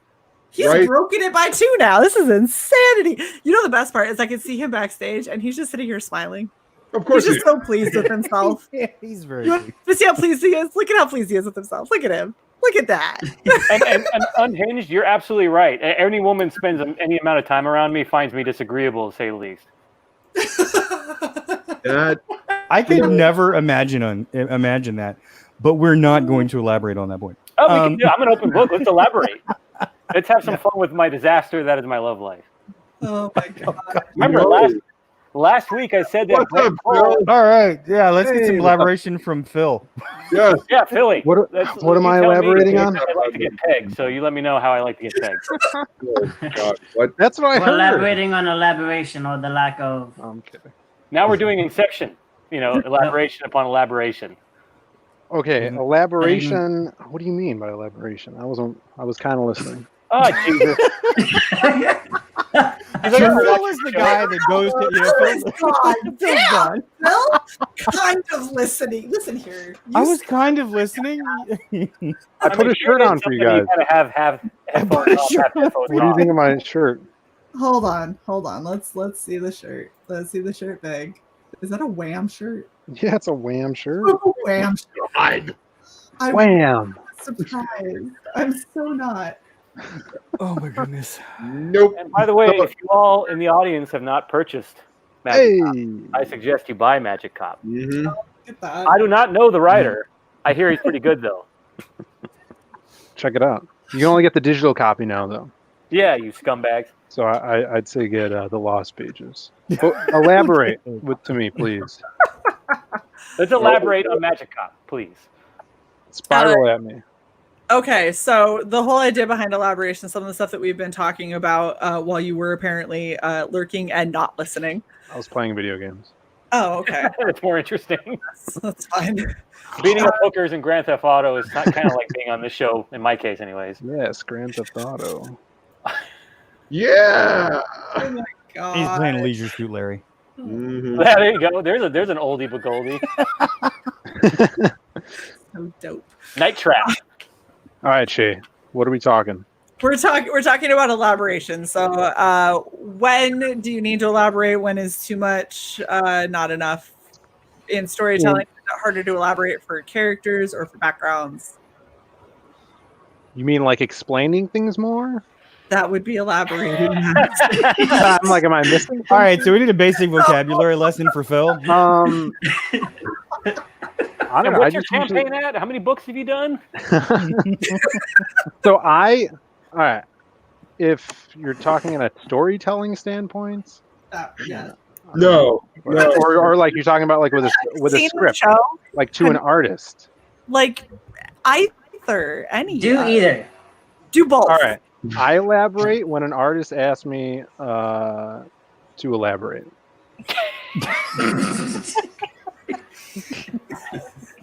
You add so much to So it. you guys, I'd say do the same. All right, Phil, man, don't belabor the point so much, man. I mean, just get right to it. Man, Right. no need to elaborate so much. Isn't Phil a writer? Yeah, but I don't. I mean, I write the thing and then I put it out. I mean, that's what happens. Everybody. I mean, it sounds like you write in a bottle, throw it in the ocean, hoping it doesn't come back. Yeah. Kinda, yeah. Hopefully, they don't have returns. But I mean, like when you need to elaborate, isn't that through feedback? I don't. When you're writing a scene, Phil, when you're writing a scene, and like you've got an ancillary character that just popped up in your head for this scene, and you've got this idea for a story that can happen with him. This is an example we used earlier. Do you choose your own adventure and go follow this new dude and take your story there and elaborate on his story, or do you continue on with your main story and get to the fucking point? See, I don't. I'm gonna connect this to what Will was saying earlier when I was kind of listening, and how Will. Video games? Yeah, all right. It sounds I like am Will. the physics that draws your show together, Shae. Without me, you ain't got shit. It seems like Will writes while he's running. Like you're writing and then you're like you said, you have trouble with plotting things out, so you're you're on the go writing and figuring things out as you write. Yes, sir. I feel like I don't like that would be something you would do your choose your own adventure thing on, right? When you're talking about elaborating. Right. So I don't do that. I feel like I have, I plot things out a lot more. And with comics, especially if you have a story arc in your mind and you have these characters, and I feel like it's best to know the end point when you start, but people could look at it a different way, because maybe to other people it would seem like I do that writing as I run, but I do it like right before I start writing. So I kind of have a plot out beforehand. But I mean, it's to whoever, each their own, I guess. But okay, so you only elaborate as needed, as dictated by your story, like where you need to go with your story to get from the beginning to the end that you've set out in your plot, your outline. I never find myself in a spot where I'm like, oh, let's throw this guy in here, and then the story takes a turn. What I would do if I did come up with a character on the fly as like some silly background character, I'll be like, okay, that guy's cool. We could do something with him later in a different issue, and people could go back and look at that guy and be like, oh, he was in here, and this is right, supplemental material. Absolutely right. So maybe in a future story, do something like that. That's how I would look at it. Yeah, I agree. That way you can focus on your main story and not bog it down, because stories always have a rhythm, and if you're like in a rhythm telling this certain story and you break off to go tell this story, you're kind of breaking the rhythm that you were already in. Hi. Yeah. Did I elaborate enough for you guys? You did good, Bucko. Somebody What? Bucko me. I'm sorry. I was halfway listening. What happened? Okay. Yeah. Someone was playing a video game, you know. I think John is playing a video game over there. He's like, I'm not even listening. I'm playing a video game. Probably writing. It's like he's doing an FPS, you know. Yeah. He's like, hey, hold on, guys, I gotta get a headshot. Mm-hmm. He's like a teabag. Oh, excuse me, what? I don't know. I think the whole elaboration thing just comes down to, for me, it's just, are all the questions that need to be answered? Mm-hmm. Can you get through this without this? Like, I've invested you. The first thing I want to do is invest you in the character. Once I've invested you in the characters, past that, I want you to live the world with them. I'm not going to over elaborate unless like I just think like you won't get this at all. Which most of the time I think that, or I like to think my audience has an IQ of, higher than 50. So they should be okay. I still See, I don't feel like I don't feel the need to close every like loophole. I leave like a few things just dangling. Like it's a world like you don't. I don't know what happens to everyone in real life. Like, so when I write, there's like the main story gets closed, but side stuff, some of that just it will dangle. Well, yeah, but that's what I mean. Is like that's the way that I write chapters. Is you go into a chapter or a first book, it's like there's a question posed at the beginning. You get invested in the characters. You care about the question being answered. By the end of the story or the end of that chapter, that question will be answered, but more will be asked. More will be created along the way. Right. And whether then it's like, do you want to know what happens? Keep reading. Mm-hmm. Well, and you've also got the fact of like if you explain absolutely everything, it's like, again, it kind of goes back to what the goal is. So if you're going to explain everything in your story, then this is obviously going to be a one-off story because you're going to explain everything and there's not going to be a whole lot of places for you to go. Right. But even then, like I'm currently working on a couple of one-off stories and I don't want to explain everything. I want it to be open-ended, but I want to... I feel like we should get Shae to read her stories to us please. someday. I would think really that's like what should happen.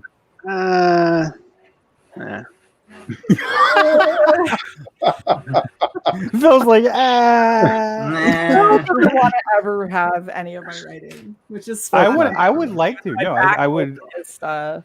I would love to see what your signature style is. I would like to hear you read your story. Yeah. So, and that's actually what I'm trying to work out right now is a signature style, because it's a lot trickier than I think a lot of people think. So, if you've been writing for a long time, your voice kind of comes out. But I took such a long break in between my writing that I've changed like what I wrote when I used to write every day versus what I'm writing now. I'm two entirely different people, so my writing is very, very different than it ever used to be. Then just write. Don't worry about having a style. Don't worry about a signature. That's what I'm doing. It's coming out, is what I'm saying. So there's not a signature. Okay, good. All right, yeah. There hopefully will be at some point. And have you guys noticed? So this is breaking from elaboration, but now I'm just kind of curious. Thank God. Have you guys? Seriously, y'all are a bunch of assholes. John, thank you for being here and being very sweet. Thank you, Luke, and thank you, Justin. The other is that Carl in the background? Hey, to be fair, I think John's just playing Minecraft. He's not even paying attention. Very sweet. So, but yeah, when it comes to like your style and what you write and kind of how it goes, have you noticed as you've been writing like your style or your approach changing, or does it change every time you have a new project? Like, how do you guys feel about it? Well, not everyone answer at one time. Okay. Yeah. I've been talking a lot on this stream. I'm letting y'all talk. Yeah. All right. So when it comes to me, it depends on genre, really. For the most part, I know I kind of always write like one smart ass character. Like no matter what, even in like Unstitch, Teddy kind of has a cocky like smart ass attitude at times. Mm-hmm. Yeah. And I think that's just because of some of that has to do with my personality in life. I'm just like, all right. Because you're kind of a smartass. Yeah. That makes Maybe. sense. Well, like I always told my dad, it's better than being a dumbass. Exactly. And then your dad said, "Oh, if only you knew, you're actually." Oh. So I feel like in But- comic, much you. But for the most part, on my style, I always, again, I think a lot of it has to do with animation. I always try to go, how can I tell a story visually with where you can kind of look at it, you get a general sense of the story itself with no dialogue. And I think a lot of that just had to do with doing, again, like the projects of I have to do animated shorts without any dialogue. I think that's even more important in an all ages book, something that for kids, because when I was a kid, my dad gave me comics. I was 3 years old. He gave me Spider-Man, Batman, and the Fantastic Four. Those are the first 3 comics I ever read. I couldn't read them. I couldn't read the words, but I could tell what was going on because of the pictures. But I remember when I learned to read and I went back and I read the comics, the story changed before my eyes. You know, it made things clearer. But the kids should be able to tell what's going on in the pages without being able to read the dialogue. You know, I think that's super important for, you know, younger readers, especially. Yeah. Well, and like we were saying, especially if you're talking a visual medium like comic, because otherwise, why not write a novel? Like, why if you're not going to realize the benefit of it? So, you know, when I write, I always have like visual here and like and another visual, and I kind of like, I picture it as like my keyframes. Yeah, totally. So I kind of go, here's my keyframe, here's a keyframe, here's a keyframe. And then I just semi-write a way to kind of get to those keyframes. Yeah. Yeah, I can see that. That's I a feel great like way. having a writing style in comics is like you don't always have a style, because especially if you're doing different books, the whole style of the book is different. But I think, you know, latching on to themes, like I would say like the like cocky kid, the smart ass kid, that's like a theme of a character, right? And that's cool that you have that reoccurring thing. I feel like when I used to write poetry, I kind of had a style for that, kind of fell into a style for the rhyme schemes that I would do in poetry. But I, you know, as I progress doing comics, I kind of see the way I write from page to page changing now, and utilizing those page turns to, you know, trying to utilize them to the best of the ability of setting up the page turn and having that payoff.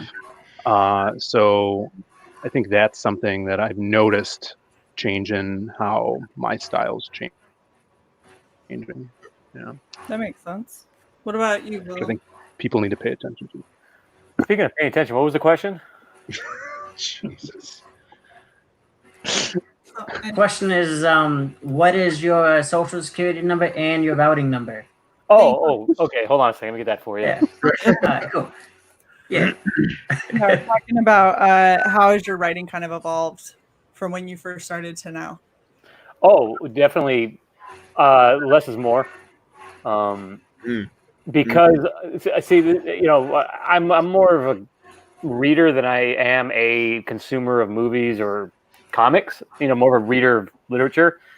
Right. So when you read any group of people for a while, say you're reading, I don't know, you're reading a Victorian author, you sort of latch on to that style in your head.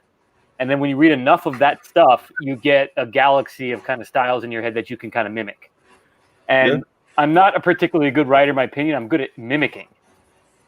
And so when I want to be articulate, when I want to be flowery, I will go in my head and go, who do I like who's flowery?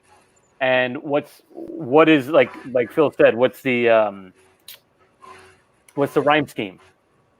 And you know, I'll say, okay, Chesterton is very terse but very witty. Okay, how does he do that? And I will just adapt to what I'm doing. So for example, scripts, it's a technical document. It's only going to go to the personnel involved in the production of the book. So it doesn't need to impress anyone because I've already got the Right. job. Right. So what it has to do is convey very clearly what's going on and who's saying what to whom. So less is more, because I'm sure the artist doesn't want to be impressed by my, my prose and my diction. He just wants to say, okay, what the hell are these guys doing here? And not go, well, what the fuck does that mean? Like what? Like elucidate? What the hell does that mean? Shut up. Why are you giving me stupid long words? What you mean? You mean he's got to figure that thing out? Why you just say that, boy? Yeah, you shithead. Why don't you just give me the, what I got to do here? So, once again, it depends on what you're writing. If you're writing a paper for school, like I'm very, Buddy knows, word count and page count matter. So you better say a lot with very little in each of your paragraphs. When you're writing a script, it's a technical document. It's a textbook. It's a manual. Yep. Yeah. So that's my take on style. Essentially, just know your audience. That's fair. John, what about you? Yeah, I think everybody has a style, that's for sure. Mine has changed too because as you grow older, maybe you get better ideas too. You kind of start developing the characters better. You evolve with them. But yeah, I don't know. As far as style, I'm sure everybody has the little things that you can recognize who the author is. Mine is I use ellipses a lot. That's one of the things. But yeah, obviously style changes depending on the genre too. You're always gonna have some kind of humorous character thrown in there. But overall, everybody has their own style, even if they don't know it. That's I think that's interesting. Thinking about it, it really does matter what it is that you're writing.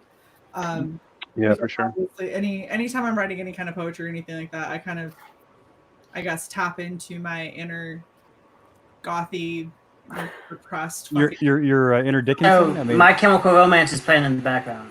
Nice, yes. Oh no. Lots of clowns looking in the mirrors.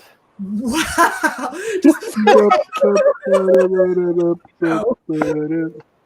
Putting makeup on. But yeah, no, it's like I said, I write from a really emotional place for the most part, because I think that that's one thing that I have the ability to kind of give to other people is emotion that they may otherwise not have felt. And so that's what I want to focus on. And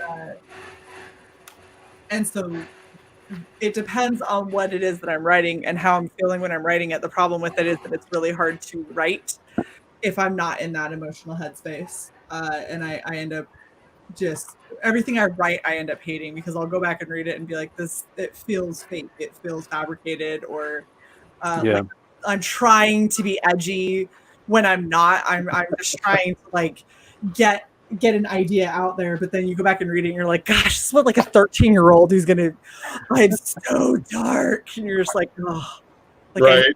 It's horrible. Yeah, sometimes emotion will make you do that. Sometimes emotion will make you sound real pretentious when you want to sound dark. Yeah, and it's that's one of the things that kind of sucks about this anthology that I want to do, is because I don't want anyone to read it and feel like it's fake, because I'm not trying to just sell a book on edge. I'm trying to get feelings and emotions out there. I'm trying to invoke certain thoughts and feelings to whoever is reading it. And so if, just throwing this out there, if I give it to any of you guys and you read it and you go, wow, this sounds like you are super 13, with black nails and crying like mascara all over your face. Were you goth? Goth? No. Oh no, I was rap and sporty and tomboy. So no, not goth. Shae, I drew this today, and I feel like it has a lot of. If I ever write something that makes you instantly see that picture, please tell me, because I need to rework something. Hold on, wait. Hold it back. I'm pretty proud of it. Very Bisley, dude. Very Bisley. I thought so too. I didn't really mean to do that, but this is I was on Doodle and Chill, and we did like more It's like the lethal. Hammer chick. Yeah, kind of. More lethal is Aaron Calamari's book that he has out right now. Yeah, so it's supposed to be that chick. Yeah. I know that this is a writing stream that everybody keeps asking because I'm supposed to draw Daily draws, yeah. 100 Days of Skulls. I'm supposed to draw something every day. Sometimes it's the same thing. So What was that? 100 Days of Sodom? Are you reading the Marquis de Sade? Yo, That that's is tight. good. Damn, that's Shae. what I've been doing while we've been talking. I wasn't expecting that. Oh, so the host isn't even paying attention to her own show. Uh-oh. I was wondering what that noise was in the background. Yeah. Sorry, that was. That That's actually very good. I've actually been looking at all the skulls you've been putting out. Pretty cool, Shae. Yeah, Very cool indeed. Holy crap! Will complimented Shae Yeah. twice in one stream. That's really cool, man. I dig it. I'm thinking she's like totally tracing that. Hades. Oh, there we go with a negging comment. And like, I had to. it's like 2,000 hitting on a girl, you know. Well, does anyone feel like they have anything else they can elaborate on, or are we feeling kind of tapped? Because I feel like this is one of the few shows that seems to have lost steam. I don't think so. I mean, you're the one drawing the steam out of it. Oh my god. Oh my goodness. I don't know. I mean, talking about style, I think it's one of the last things you can actually develop, like your own signature style. Because the thing is like when you first start reading, and even comic books, prose, poetry, doesn't matter. You kind of mimic whoever you read. Yeah. You won't even know it, but you'll create. You're like, that was one of the things when Stephen King, when he wrote the Dark Tower series, he said, I waited. He said, I this is my Lord of the Rings, but I read Lord of the Rings, and he said, I waited forever to make Dark Tower because I didn't want to make Lord of the Rings, my version. I wanted to make Dark Tower. And that's the thing is like what he was saying is like I had to develop me before I could write what I wanted to write. And which I think is incredibly mature and self-aware, because I believe that most people don't do that, and they don't understand like tonal deficiency or a tonal conflict. They don't understand the difference of like what they're really creating or reading. And I mean, I know that I did that. But then I read to create moods. Like I'll read, I read was it Lee Child to create drama and suspense. Second? From which book? Oh, I was reading like Lee Child, the Jack Reacher series. I can't remember their names, but it was like the second book. And I read the first one; it was kind of boring, and then the later ones were just formulaic. I got bored of them. But Repairman Jack. Repairman Jack is 10 times better than those. Repairman. Okay, I'll check it out. I read those, and then I read, Barkley and King and everything to be able to write horror and fear and just to understand emotion and those sort of things. And I was like, okay. And then I sort of melded all that into my own style, which is I just kind of write as I go. And sometimes it's horrific, and sometimes it's heroic, and sometimes it's something else. Well, I'll add this to this, buddy, because you brought it up. Is that because we mentioned King? When we were talking about plotting earlier, I'd say one of the best plotters I've ever read is probably F. Paul Wilson, who's probably criminally underrated. And he did what Stephen King wishes he could have done, which is make a coherent universe out of all of his books. F. Paul Wilson did that in spades, over 40 books, and capped it off. And the guy is fast, but here's the thing, is that the way he plots is sort of like a Simpsons episode, where it starts in the first 30 pages, it's one story, and it could perfectly be fine to suffice for a whole book. And then 100 pages in, it shifts into a totally different gear. Mm-hmm. And it stays high and tight through the whole thing. That's what's amazing about him, is that he can throw you off. He's a master of red herrings. Okay.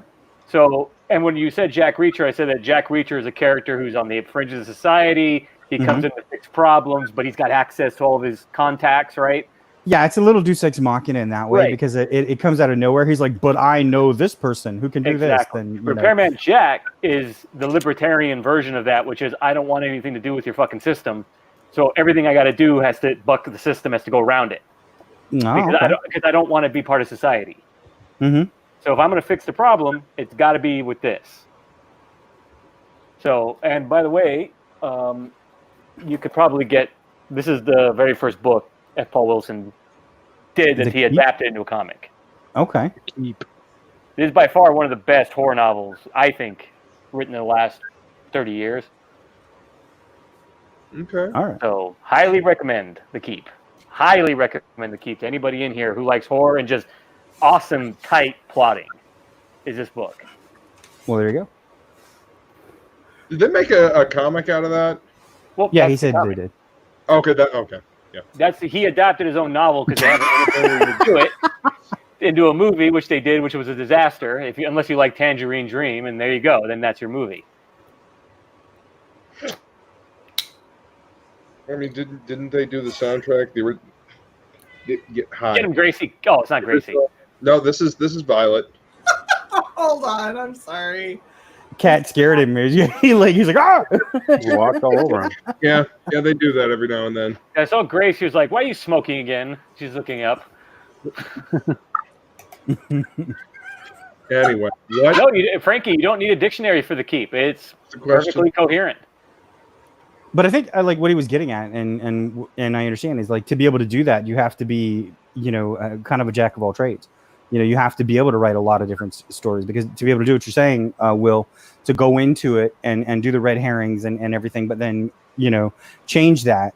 You not only have to have a lot of styles, you have to understand human behavior, not only of. Yeah. Oh, well, there you go. Not only of the characters, but of the person reading it. You have to understand. It's like a meta of the behavior. You know what I mean? Mm-hmm. So if you guys want to see really amazing plotting, I would check out F. Paul Wilson's books. He's very underrated. I mean, that is one of the issues I think that a lot of people do is they write the book they want to read, which is that's fine, but it's sort of like game theory. Mm-hmm. You have to write the book you want to read and everybody else involved too, which is the readers. You know what I mean? The logic behind that is there's got to be some other fucking weirdos out there that's going to like the same shit I do. Well, no, it's not necessarily that. It's just like I said, it's just like game theory. Like it's like if I do what's good just for me, then what happens is I create resentment or I create a negative space that nobody can fill. And since nobody can fill that, everything falls apart. But if I do what's good for me and everybody else involved, I fill that with the connective tissue. I create extra energy, and then everything works out. Right, because you have skin in the game. Exactly. Now, I have a question about writing styles in comics. What would you say are some examples of some comic writers that have a specific style from book to book? Grant Morrison. Like an overarching style that stays with them no matter what book they're on, or like a style that adapts to the story that they're telling? Yeah, a style. You're talking about like a style of Tom Kane. Because he only tells one kind of story. I honestly, my favorite writer, my biggest influence is Chuck Dixon. Yeah. Chuck. I love you should get him on the show. He'll come on the show. Yeah, because I love how adaptable he is. He can write anything. Yeah, he comes on these kind of shows all the time. He's easy to reach out to. What would you say, Will, was his style? Well, the thing Look at Shae's face. is that he's not bound by one. He can write Powerpuff Girls or The Simpsons, or he could write Punisher. Like that's what I like about him is that he's a true worker. Well, he just understands the craft of storytelling, and he can do it with anything. And so it's not like, oh, I can't do this because it's beneath me, or I'd rather write something mythic. He's like, no, fuck it. I'm sharpening my skills. That if you throw me in whatever's paying me, I will write it to the best of my ability. And I think he's just a well-trained craftsman. I think that's the spot that everyone should strive to be at. Being able to tell whatever story. Yeah, he was really awesome. One time I had him on a show one time, and we asked him, what did you think of like the newer writers and them kind of diminishing the prestige of characters, right? And he said, well, he put it really simply. He said it's like a beach house.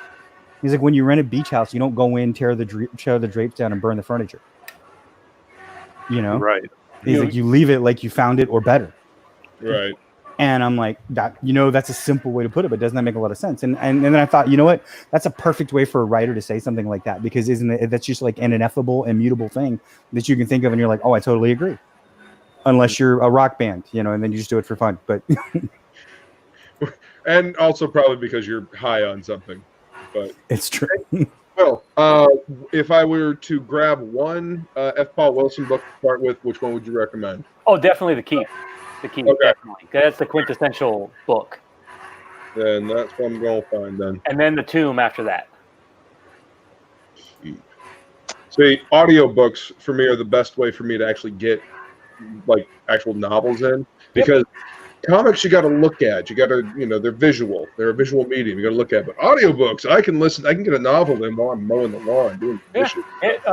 Those two books, that's the perfect way to start yourself off. All right. And he's a master short story writer, like a master short story writer. His short stories are amazing. That's interesting. That's a tough skill, man. Doing short stories for sure. Well, I can tell, like, I don't know, like, I can tell that you are, like, you keep saying you're more of a historian of the craft than a purveyor lover of the craft. And what I get from that is what you actually enjoy is figuring out the nuts and bolts. You like figuring out technical details of something, which is interesting to that. So that I know. That's why I like him so much, because I like the fact that he is a craftsman. So, for example, I admired Jesse James because he can build firearms, and he can forge knives, and he can build motorcycles. I admire craftsmanship, like that kind of thing, as opposed to, somebody's brain poured out on paper and look how smart I am. I'm a guy making shit is interesting to me. No, I get it. It's sort of like connect pin A to slot B and follow the lines and make a story that's halfway decent, fine. But knowing the actual craft, making something magnificent, doing it every time because you understand, how to do it. Like, he knows exactly what he's doing. He did exactly what he intended to do. That's why my favorite videos when they're interviewing these guys is what's your process? That's my favorite thing of any writer. That's the most interesting thing to me. Yeah, I've seen a couple of those masterclass things, and I don't know. Everybody's like, oh, they're so great, and I listen to them, and I'm like, that is like everything you ever hear about writing anywhere. Yeah, they don't really tell you anything interesting because they probably don't want to make their competition. Yeah. I'd watch the Penn and Teller one though. That would be cool. Oh yeah. Is that the comedy one or Magic? For Penn and Teller. Magic. Okay. Yeah. I think the one for comedy is what's his name? The guy that looks perpetually old. What was his name? Perpetually old. For the Three Amigos. Steve Martin. Steve Martin. Yeah. He's like Leslie Nielsen. Looks perpetually old. What? The gray hair, the white hair. Right, I was like, wasn't Leslie Nielsen always like 90? I'm pretty sure Leslie Nielsen's gone. Oh, he died in 2009 or something. Okay, so I have a question because I haven't been following the mainstream for a really long time. Yes, ma'am. They got preachy, and I just didn't care. Jeff Johns is what got me into comics. The way that he wrote, like really well fleshed out characters and stuff. And like I jumped in at Flash Rebirth. I jumped in the middle of a storyline and had no real explanation, no barometer for where everything had happened, and I could follow it completely and very, very well. Is he still considered a good writer? Or is he one of the other ones that has gone off the deep end and gone all SJW? I think he's still considered a good writer. He's taken a step back from comics, doing a lot of TV now. Yeah, I was going to say, isn't he a producer or something now? Yeah, and he's written a lot of the. He's been a producer on all the DC Universe shows, like Stargirl's the newest one. He's doing Titans, Doom Patrol. Yeah, so he's doing that stuff. But the last thing he did was Doomsday Clock, which is the bringing the Watchmen into the DC Universe. Not good, huh, Luke? So I'm going to guess that Luke didn't like that series. That's what I'm curious. I don't think he likes the concept of that. No, I loathe the concept of it. Yeah. Watchmen was good because it had a beginning, a middle, and a fucking end. Leave it the fuck alone. Stop. Did you read it? Did you read it, Luke? No, I didn't read it because I disagree with the fucking concept wholeheartedly. How can I go into it with an objective mind if I immediately disagree with the concept? I'm not going to waste my time. Okay? Jeff Johns is a fucking brilliant writer who can write anything. I'm sure it was well written. Fuck the concept. Sorry.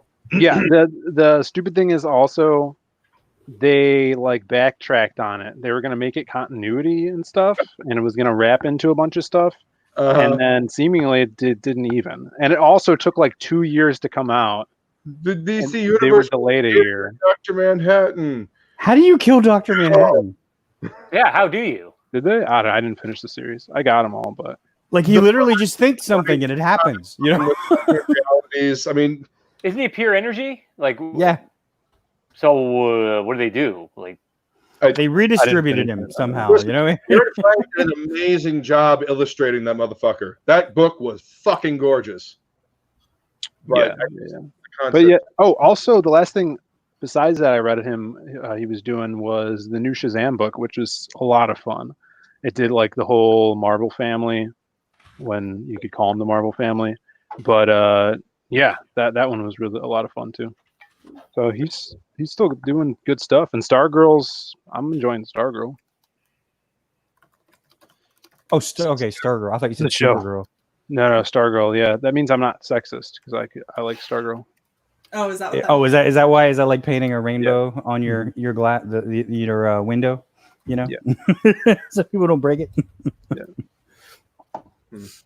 Yeah, so I really enjoyed the way that like if I was gonna try and emulate somebody's writing, I think it would probably be the stuff that I ended up reading from Jeff Johns, like back when he was doing Flash Rebirth and all of that, because the way that he told that story had me constantly turning. Like I devoured that.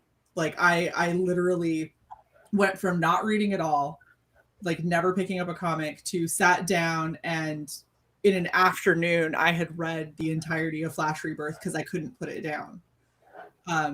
He did such a good job because I didn't have the frame of reference about how the Speed Force worked, that Barry was previously trapped in it, that he was attached to Reverse Flash. I didn't have any of that as a base, and I got everything I needed from the way that he told the story. And it was without him going into extreme, elaboration over this specific topic. And let me tell you all about Barry Allen's history. Like it came about so naturally, and the way that he addressed that storytelling. And it was probably one of the most refreshing things I think I've read, period. Not just in comics, but like ever. Yeah, very methodic. Yeah, and it was natural. Mm-hmm. Like I could see if I was in that story, that is exactly how this would have developed. That is, you could see if your friends were these people, this is how the story would come to play, and it would all make sense. Nothing would feel like it was shoehorned in, or somebody's randomly telling you their life story, and you're like, dude, like the whole fucking city's burning, and you're gonna sit here and talk about when you were 5. Like we don't got time for this shit, man.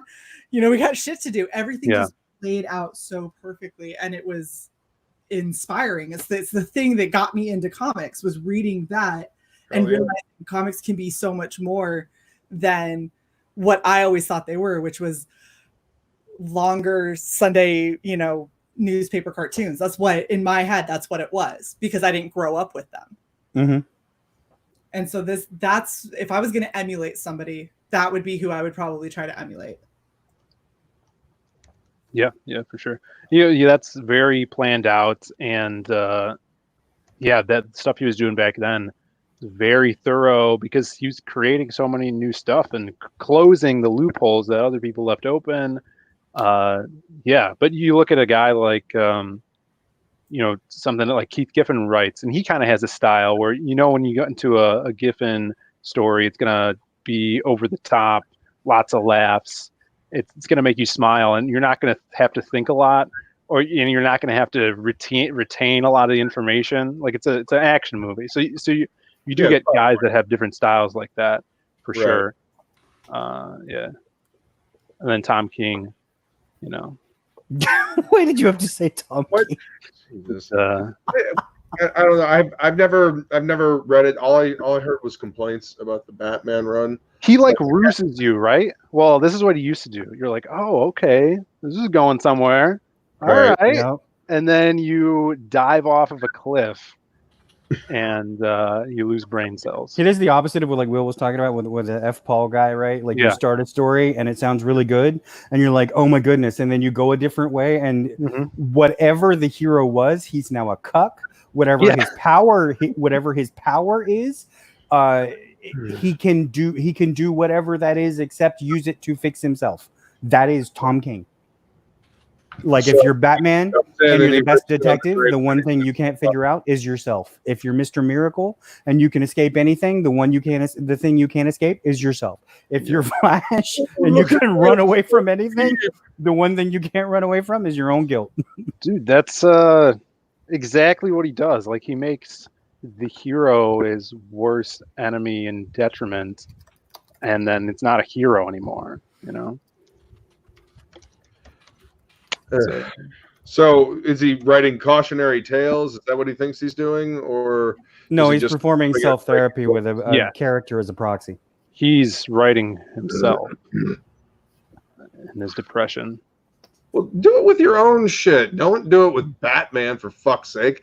I need to sell these fucking books. He was on a panel with Frank Miller. Yeah, And it was Frank- the greatest thing. Miller looks at him and he says, "These heroes can be anything. Why do they always have to be you?" Oh, I remember seeing. I didn't see that. That's amazing. Yeah. Oh, yeah. Look up the Batman panel. Tom King, Frank Miller. It's fucking beautiful. He's like, heroes can be anybody. Why do they have to be you? And pointed right at him. And Tom King just sat there and took it. He didn't say a thing. Well, what do you say to that? Frank Miller. You're Tom King. You're not cool enough for this. Now there's a guy. Do you think Frank Miller has a style? Ooh, I think he has a theme. I think he has a theme. Yep, that's more accurate. That's the first one I forgot to mention. You know, Frank Miller, like, you're supposed to say Alan Moore at all times. And to tell you the truth, I've never really liked Alan Moore. I could never get drawn in with his stuff. Frank Miller always drew me in. If we're talking about an auteur of comics, because Chuck Dixon's not an auteur, he's much more of a chameleon. You know, you could say the cool thing about Chuck Dixon is that you'll say, I like 20 of these comics, you know, and then you'll notice 15 of them are written by Chuck Dixon, right? With Frank and Alan, you know, they wrote those books, and you're reading them. And Buddy's right. Frank is all about theme. And I'd say of the comic writer auteurs, he's definitely the most influential to me. Yeah, just like Stat Zero says, gritty, dark, vicious. You know, you could come up with about 8-9 adjectives, and anti-authority. Anti-authority. Very masculine. Yeah, I would go so far as like just pure anti-disestablishment. Establishment, but he's really into honor. Yeah. And male honor. Culture of honor. Yep. So that's something that Alan Moore doesn't really care about. He doesn't. At least he doesn't elucidate on it in his writing. But those are things that Frank carries over. It's obviously 300 is all about that. You know, a lot of that in Sin City. You know, a lot of that. There's a lot of chivalry in Sin City, and it's not cuckish chivalry. No, it's how chivalry used to be. Well, the same thing is in like Batman Dark Knight, like when he, like what every girl wants, but every feminist destroys. That kind of chivalry. It's the girls acting like feminists, but the dude's still saying, "You're gonna need me for this." Right. Yeah. And that's the thing. Okay, so I have to do my standard. It's writing prose to talk about people who. we need like you need to come up with like a you know, some sort of overlay that's like feminist talk now, you know. Right. You have to push a button. Feminist. Right. There's a scene. There's a scene in Sin City. I want to say it's in the book also with the hard goodbye, where Marv literally knocks the lady out so he could go cut Kevin up. Yeah, so she won't. Yeah. He is socked. Yeah, it's not Punches Goldie. in the Goldie's face. sister. Gonna hate me for it, but I had to do it. It's her sister, right? Yeah, it's her. Yeah, Goldie's sister. Yeah. She insists that I'm going with you. It's like, nope, dunk. And then Fucking Marv. Like, what a That's great chivalry right there. But you know, he's understanding that this is not something he wants her to be a part of and wants her to see. Right. You know, something very savage. And well, Shae, what were you going to say about your feminism? What I was going to say about people who don't know how to write women is it isn't edgy, it's not cool, it's not, you know, thought provoking. For every female character you have to just be a raging fucking bitch that is like, I don't need no stinking man, I can do this all myself. Like every time I read something like that, I instantly hate whatever else you're writing.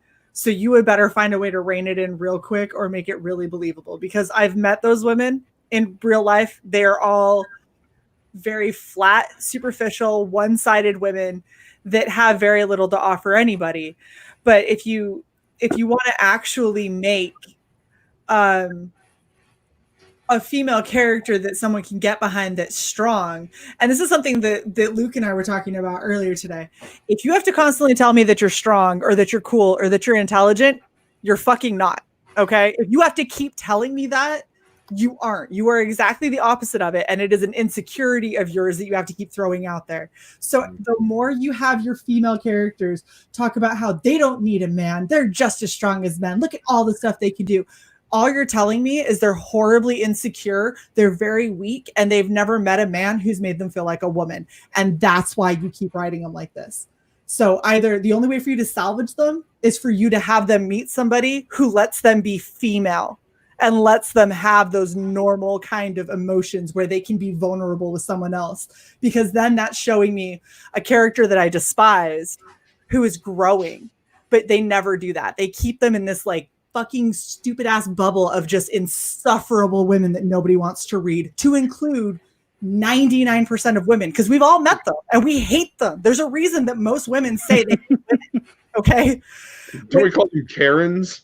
Yes. Shae's just described from like now till 2015 Captain Marvel. Well, what you just kind of described, Shae. I don't know. Do you read Sin City? I haven't actually sat down and read it. I've seen like the movies and stuff, and I really enjoyed them, but I haven't sat down and actually read the graphic novel. Well, then you'll know this one because it's in the movie. But That Yellow Bastard is kind of about that. It's about a little girl who gets kidnapped by a vicious, murdering pedophile. Yep. And she's rescued by what will become her template for a man. You know, so she becomes a stripper. She she goes on and does the stupid woman thing, but she's, more intelligent than normal. She's going to college. But she's waiting for this template of a man to show up again who she's madly in love with since she's a little girl to come back and save her, which she ends up doing. Because she's the untouchable girl, Nancy, in Sin City. Like, she's this goddess that nobody can go towards, but there's this one old man that shows up that she just leaps off the stage for and just jumps into his arms because he's the only guy who made her feel safe. Well, and that's the thing, is it's like if you're gonna have an insufferable woman, at some point you have to make her somewhat relatable, or like Skits was saying, just kill her off. There it is. There's a knockout of sometimes women need to get fapped. Didn't you ever watch John Connery? John Connery's Barbara Walters. John Connery. He's like, so do you still think you have to slap a woman? Yeah, I haven't changed my mind about that. Well, and I mean, in all honesty, and there's things that you have women who have gotten. Okay, how to say this? There are women that are insufferable that you can redeem, right? So you have a woman who has always felt like she has had to grandstand and stand up for, my ovaries don't make me weak, or whatever the fuck stupid statement they want to say, right? But then having that woman who is going to be so bullheaded, not strong, bullheaded, right? That she is willing to put herself in unnecessary danger than to let a man try and help her. Yeah. That kind of reaction, backhand to knock your ass out so I can still help you because you apparently can't just stop. Yeah. Like, I'm actually all for that. I'm like, yes, knock her ass out. Maybe when she comes to, she'll be like, oh, but you saved me. It's like, well, you're an asshole and fuck you. But also maybe do that again if I, do this again, because it sounds so dumb, but it's knocking a woman off of this kind of crazy, I have to be my own savior, and saying that it's okay for somebody else to help me. I think if you guys can find it, that this is the best version of Sin City. The library editions. Oh, dude, I didn't even know they made those. That's awesome. Yeah, they're impossible to find, but Um, Of course, Will has them. Will just like comes up with crap. Dude, that's beautiful. A few years ago, they came out with the big effing book of Sin City, where it's everything in one big book. And that was pretty cool. The but big effing book. Yeah. There's a big fat kill. Yeah.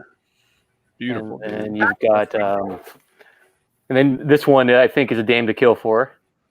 Oh, nice. Hold But I on. like how, to me, these are the best ones that have ever been made. If you guys Yeah. can find them, they're I a have bit hard to get now because they're very old.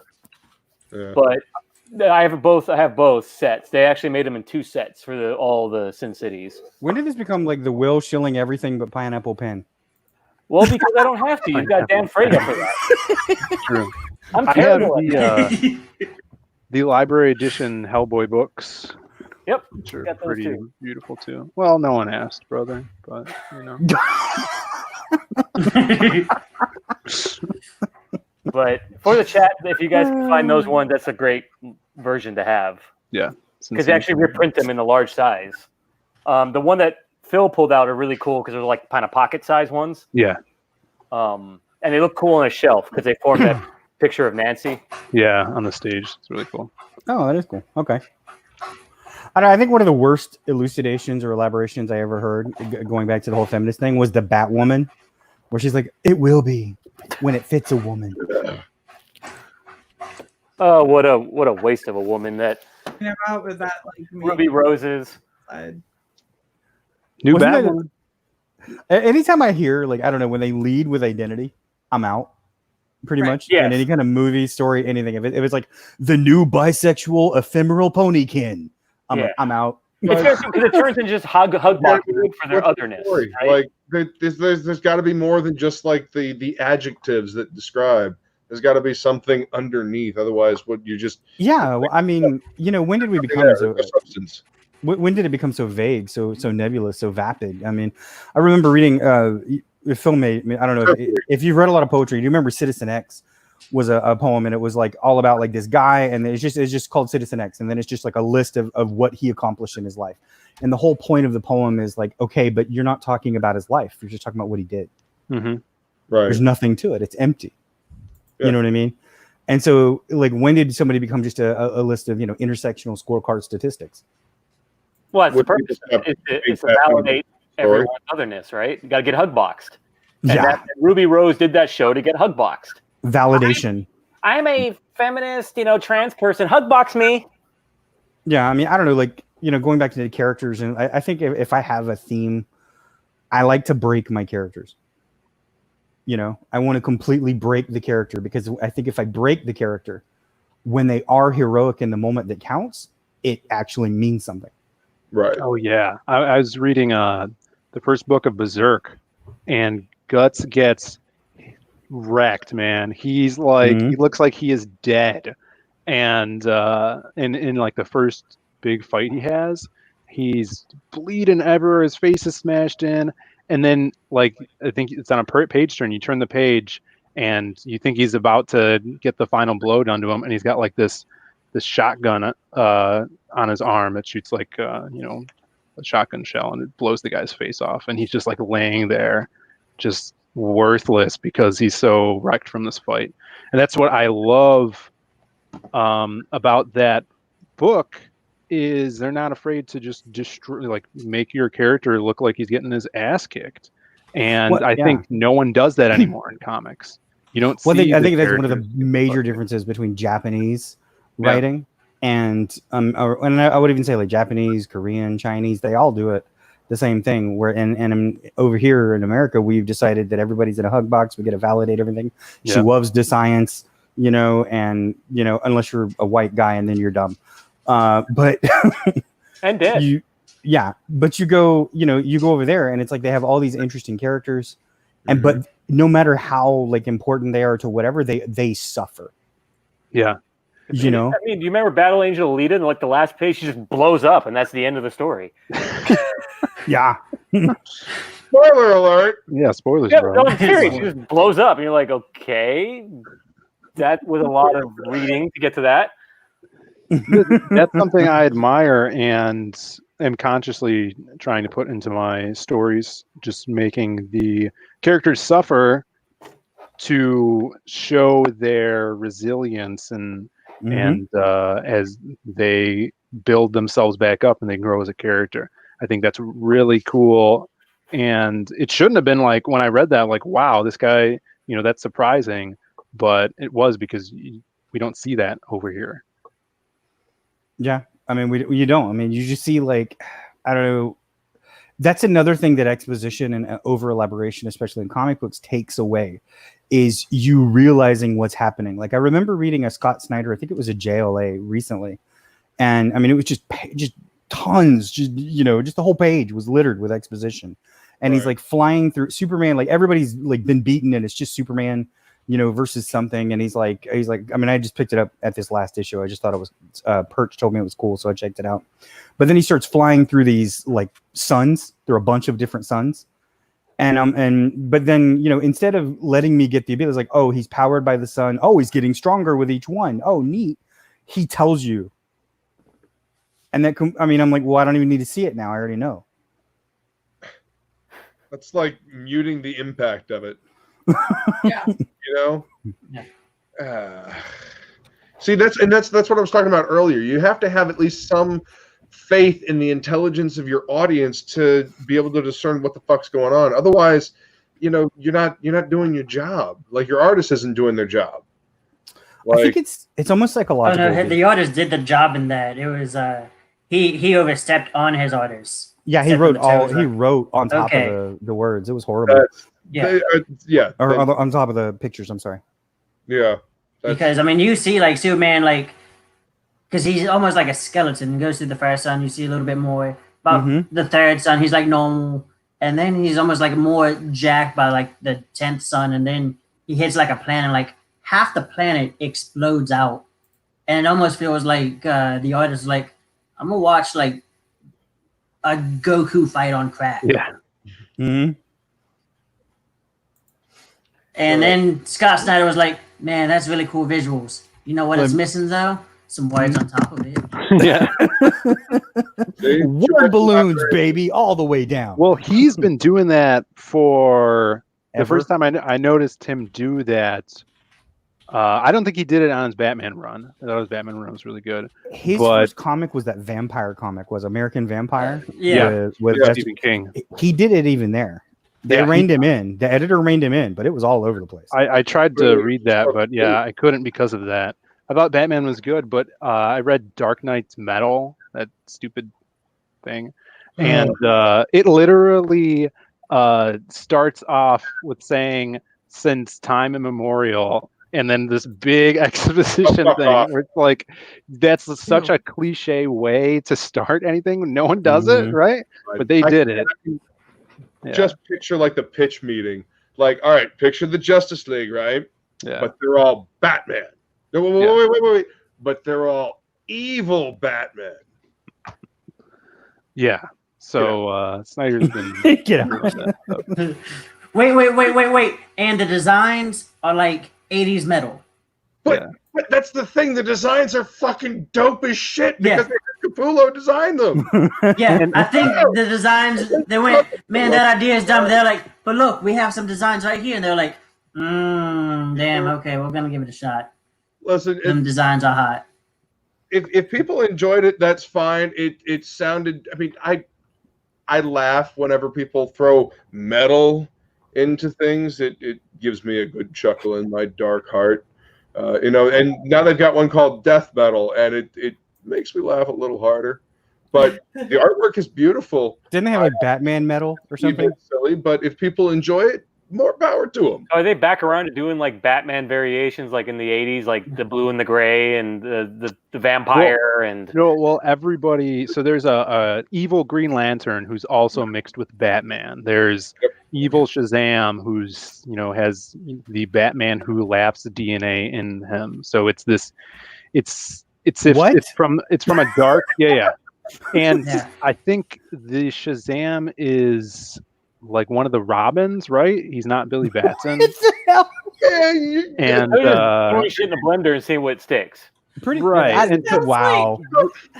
The season they took all the characters and they put them in a top hat, and then they just started drawing out. They're like, okay, so this character is now this character. You're like, okay, What if these two are Superman together. was in a wheelchair? Well, I mean, they already made the Green Lantern Sailor Moon. They did? Basically, I mean, there's what is it, like 7 colors, and then all combined to form the Almighty White or something. Okay, I was about to say it's probably gonna be a rainbow. I was like, oh, it's gonna be a rainbow. Huh? But you can't say the Almighty White on the internet. Okay. All right. So you remember when they used to do Elseworld stories and like what if stories, and they were separate from canon for a reason, because they were darker, they were different, whatever.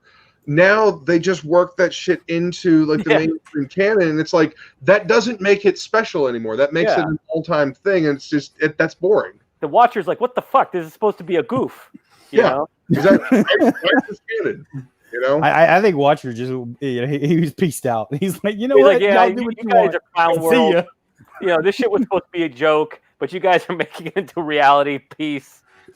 I'm gonna go rest my big ass head on my big pillow. That's the scary thing now is like jokes are becoming what people are actually writing and Like, what if thinking is like, Wolverine was Lord of the Vampires, and it's like, okay, fuck it, let's do a what if book. Yeah. we're just gonna try this thing. Fun because it was one of my favorite what ifs is what if Wolverine was Lord of the Vampires. Yes, mine too. Blade in it? Like Doctor Strange in that Venom one. attacks the Punisher. Remember that when he becomes Doctor Strange, the Punisher, and he has like magic bullets he's shooting at everybody? Yeah, he's got like a magic shotgun. I don't fucking remember that. I have not seen that one. I have to see it now. Oh, it's great. Yeah. They did some cool what ifs with the Punisher. Doctor Strange crossover a few years back. It was called Strange Bullets. Yeah. And, they brought back like a spirit gun like that. It was pretty cool. Well, if you want to see what if the Punisher was Captain America, that's basically I have Lone that Star. issue. I have that one. That's a good one. Nice. And then there's some other ones like what if Frank Castle's family hadn't died, so basically nothing happens. I remember seeing like a Captain Marvel, or not Marvel, but Marvel. It was one of the last ones with the guy, and he had like psychometry, so he could touch you, and then he would knew everything that was going to happen. Oh, okay. And so there was like this one thing that he was telling Frank Castle, like he's like, dude, he's like, you don't want to go kill that, you don't want to go do what you're going to do tonight, and he's like, what? He's like, you just don't want to do it. And he didn't know him. He just came up to him randomly, and Punisher's like, screw you. I think he tried to shoot him, and it didn't do anything. So then he left, and he killed some guy who was supposed to, and like the guy's kid saw him. So then he goes up to Punisher. He's like, by the way, that kid's gonna kill you. And then it made like the Punisher like was like a sobbing baby by the time he showed him how this kid was gonna kill him 20 years from now. Oh man. See, I feel like a lot of these what ifs just turn into like, what if we wrote slice of life manga-esque stories but did it with like DC and Marvel characters? What if Superman learned how to cook? Does DC have anything like That's what it is now. What if Superman wasn't from Krypton? Yeah, it was just a tomboy. What if he was just a dude? I mean, isn't that what Kick-Ass is about, really? What if he was just some dude who gets his ass whooped to the entire Well, I mean, isn't that like, hey, you just go to Seattle and figure that out. There's a dude, Phoenix Jones, that does that shit, Oh my god. He's like, I'm a superhero. I have a plate in my head. No, it's a serious thing. Like in Seattle, you can go there and there's like a mandated combat thing. You can call out. Dealing? I don't know about that, but you can go there and be like, okay, we can fight. You tell the cops like, we can have unarmed combat, and they'll say okay. And if the other person agrees, you can fight each other, right? Really? Yeah. So something out of like what is it? Star Trek? I need to point out one of the best comments that I've seen. What if the Wolverine had ringworm? I feel like that is a very important comic that needs to be written now. I'm gonna write it. How would he have it? He's got his healing factor. Oh my god! Super ringworm. Come on, Will. It's you gotta think beyond, man. We're writing. What if Wolverine had lice? There you go. There you go. Very itchy. He goes itch his head. He just slices his scalp right. Someone should just do that as one panel. Just him itching himself. Just has like one claw. Yeah. Like okay. I'm gonna take this to its inevitable conclusion. What if Wolverine had crabs? He'd keep that shit forever like luggage. He does we not. broke Shae with that one. Yeah. Wolverine does not manscape at all. Or does he man. manscape all the time because he's got blades always at hand? He'd have to go get the shampoo from Save-On. Or is it Save-On still? What is it? Rite Aid? There you go. I don't know. Holy shit! Well, Sweet. He knows his shampoo. oh my gosh. Yeah, there is a shampoo. There is. Do I know that? I don't know. I just know a lot of trivia.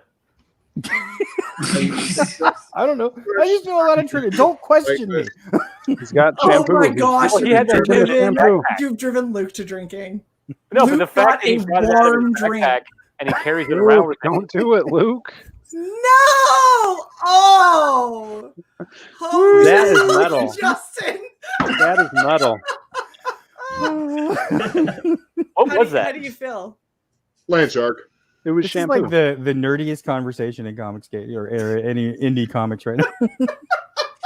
Well, we have to take ourselves extra seriously. I know, right? You know, yeah, we have to be a very bloodless artist stream where we're very serious. We're artists. Gosh, this is we have to be Serious face. an auteur. Exactly. Yeah. You know, at least I mean, Justin's got the beret for it. So. Yeah, but he likes Looney Tunes.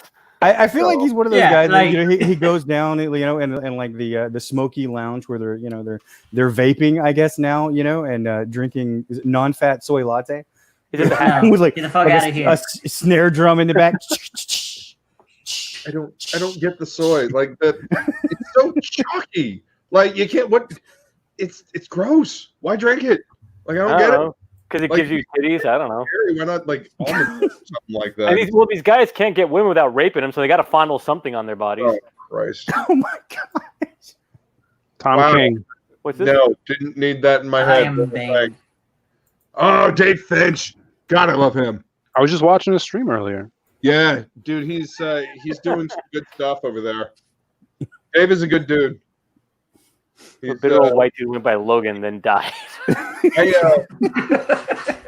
But he was holding his heart in his hand, guys. Oh goodness! All right, we've been going for 2.5 hours. Hey Shae, can I give something to the chat and you guys? Can we just leave with a palate cleanser? I have a good video to share with you guys. It's 57 seconds. Oh my gosh! Uh-oh. I think it'll cap off what we've talked about feminism. It'll validate what Shae said. I'm afraid. Do it. No, you won't get struck. Okay. Are you gonna share screen, or are you gonna give me the link because you can't boomer and share screen and then kick yourself like you normally do? Hey, good job. There you go. I did it. With audio. Share with audio. Did I share with audio? Did you? I don't know. How would we know if you shared with You have audio? to click. You have to do a little checkbox. Well, Boomer. I don't know. Try it. See what happens. oh gosh. So Is that super ass titty? What just happened? Let's go for it. It's here, Sean Connery with our palate cleanser. I'm excited. You have to hit play, dude. I do. Okay, here you go. What do you mean? Jesus Christ. You did not share audio. Yep, you gotta tick that I box. can't hear it. Will, Yes, master. Oh, there's a radio button. Click Oh, the that's radio what that button. is? Yeah. look at you got super harem. What's a harem? Harem. Ooh. Oh, there we go. Got it. Hey. Thank you, guys. Wow. Here's our palate cleanser. God. There you go. All right. Let's see if it works this time. Oh, yeah, it'll work. Damn you. Which you said. It's not the worst thing to slap a woman now and then. As I remember, you said you don't do it with a clenched fist. It's better to do it with an open hand. Yeah. Remember that? Yeah. Yeah. And I didn't love that. I haven't changed my opinion. You think it's good to slap a woman? No, I don't think it's good. You don't think it's bad? I don't think it's that bad. I think that it depends entirely on the circumstances and if it merits it. Yeah. Or what would merit it? Well, if you have tried everything else, and women are pretty good at this, they can't leave it alone. They don't want to have the last word, and you give them the last word, but they're not happy with the last word. They want to say it again. and get into a really provocative situation, then I think it's absolutely right. All right, that was good. That was good. That was good. That's a palate cleanser for all of us. Oh my god. Wow. Wow. Alan Quartermain. What did he expect? He's Scottish. It's I love that. Did you see him give her like the people's eyebrow? You know? Yeah. I just like how he stopped him, like he was gonna retract it, and he goes, "No, I haven't changed my mind." Man.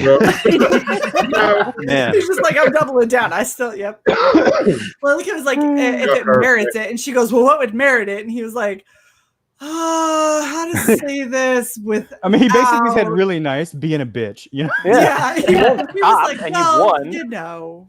God, that was so alpha. Oh my god, that was amazing. That's Ramirez, man. Oh my god, alpha doesn't exist. Don't you know that? Oh man, Everyone's equal because we're all women now. Nobody sticks up and we pound you down. dude. Wow. Okay. All right. So let's do final round sign-offs. We'll start with Will. Amazing. Hi guys, I'm doing this book called Pineapple Perception, where I am just plugging myself into the images like a good little boy, and producing a great book for you guys by the master Dan Frega, who is truly a master in every sense of the word, including of me. And it is currently in demand on Indiegogo, and it will be delivered on time, and it's going to be wonderful, and I hope you guys like it. It's gonna be fucking amazing, is what it's gonna be. Absolutely, it's going to be amazing. See, you said he was a master of you, and then you just gave me this idea of him like having a whip. Yeah, like, clad in leather, just like bitch. Leather daddy. Write my Frega. story. Whoa. Leather That daddy is- Frega. I'm blaming him for that. Okay. Yep.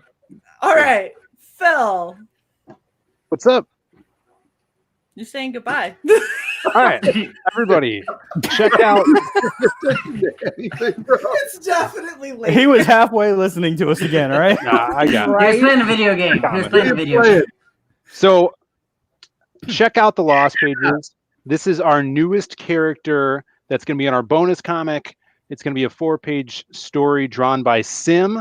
And if definitely get on that bonus comic. But if you only pick up the book, the physical copy of the 60-page book, you're going to get the trading card of Vane, this character, and it is watercolor painted by Preston Acevedo. And this is the trading card that everybody's getting for free, just like the rest of the character trading cards. So at the biz level, do I get everything? Yeah, you get everything, man. If you get the biz level, so get that biz level. The featured perk where you can get the book signed by Simon Bisley. You get both books, poster, some stickers as well, and a bunch of trading cards. There's only like 5 left. That's blasphemy. I know. That's awesome. All right, Justin. All right, so I have a book called Unstitch. You should go back it. It's pretty much Toy Story with Coraline blended together. We got some cool ass tears like a teddy bear. We got like 5 left of these. Eyes glow in the dark. Oh yeah, I got that coming. It's gonna terrify me at night. Man. All 48 pages are already complete. We just got to finish lettering and send it to the printer. So I just need that funds. Hell to the yeah. So put the money in my hand. Put the money in my hand. All right, buddy. Hey, I have got a book called Sins of the Fae, and it is about a family sentenced to die by awakening eldritch gods, must unite all worlds and go to war. It's time to fight back, y'all. Okay, so it's on Indiegogo. You can find me at the Buddy Lord. Feel free to reach out. Damn, concise. Luke. I'm at Death Metal Hero here on YouTube and Twitter and Instagram. I do the sing along of Doom. Trying to figure out a specific time to do it. But right now it's just kind of random. So go ahead and subscribe to my channel. I'm going to drop the link in the chat here. And hit the bell for notifications. That way you know. Because like I said, it's random. Hell yeah. So yeah. All right. I want to say thank you to my panel. I will have the description of the video updated after it posts to YouTube with everybody's awesome projects and how you can find them on Twitter. So if you wanted to follow any of these fantastic individuals, you will be able to easily there, and also make sure that you back all of their projects because they work their asses off and they produce really, really good shit.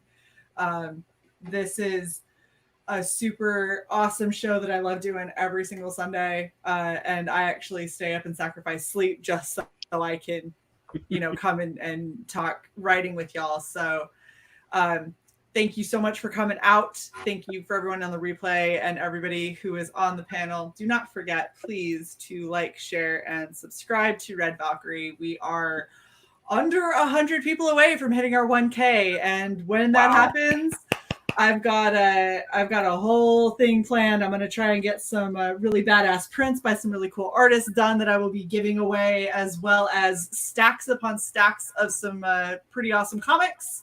So make sure that you sub, ring the bell for notification because I'm kind of sporadic. And let's get over to 1K so we can have a big old party. Yeah. But thank you guys so much for coming out. Thank you, everyone in the panel. You guys are amazing, and I love doing this. Hail and, the chat. I really... Chat. Wham.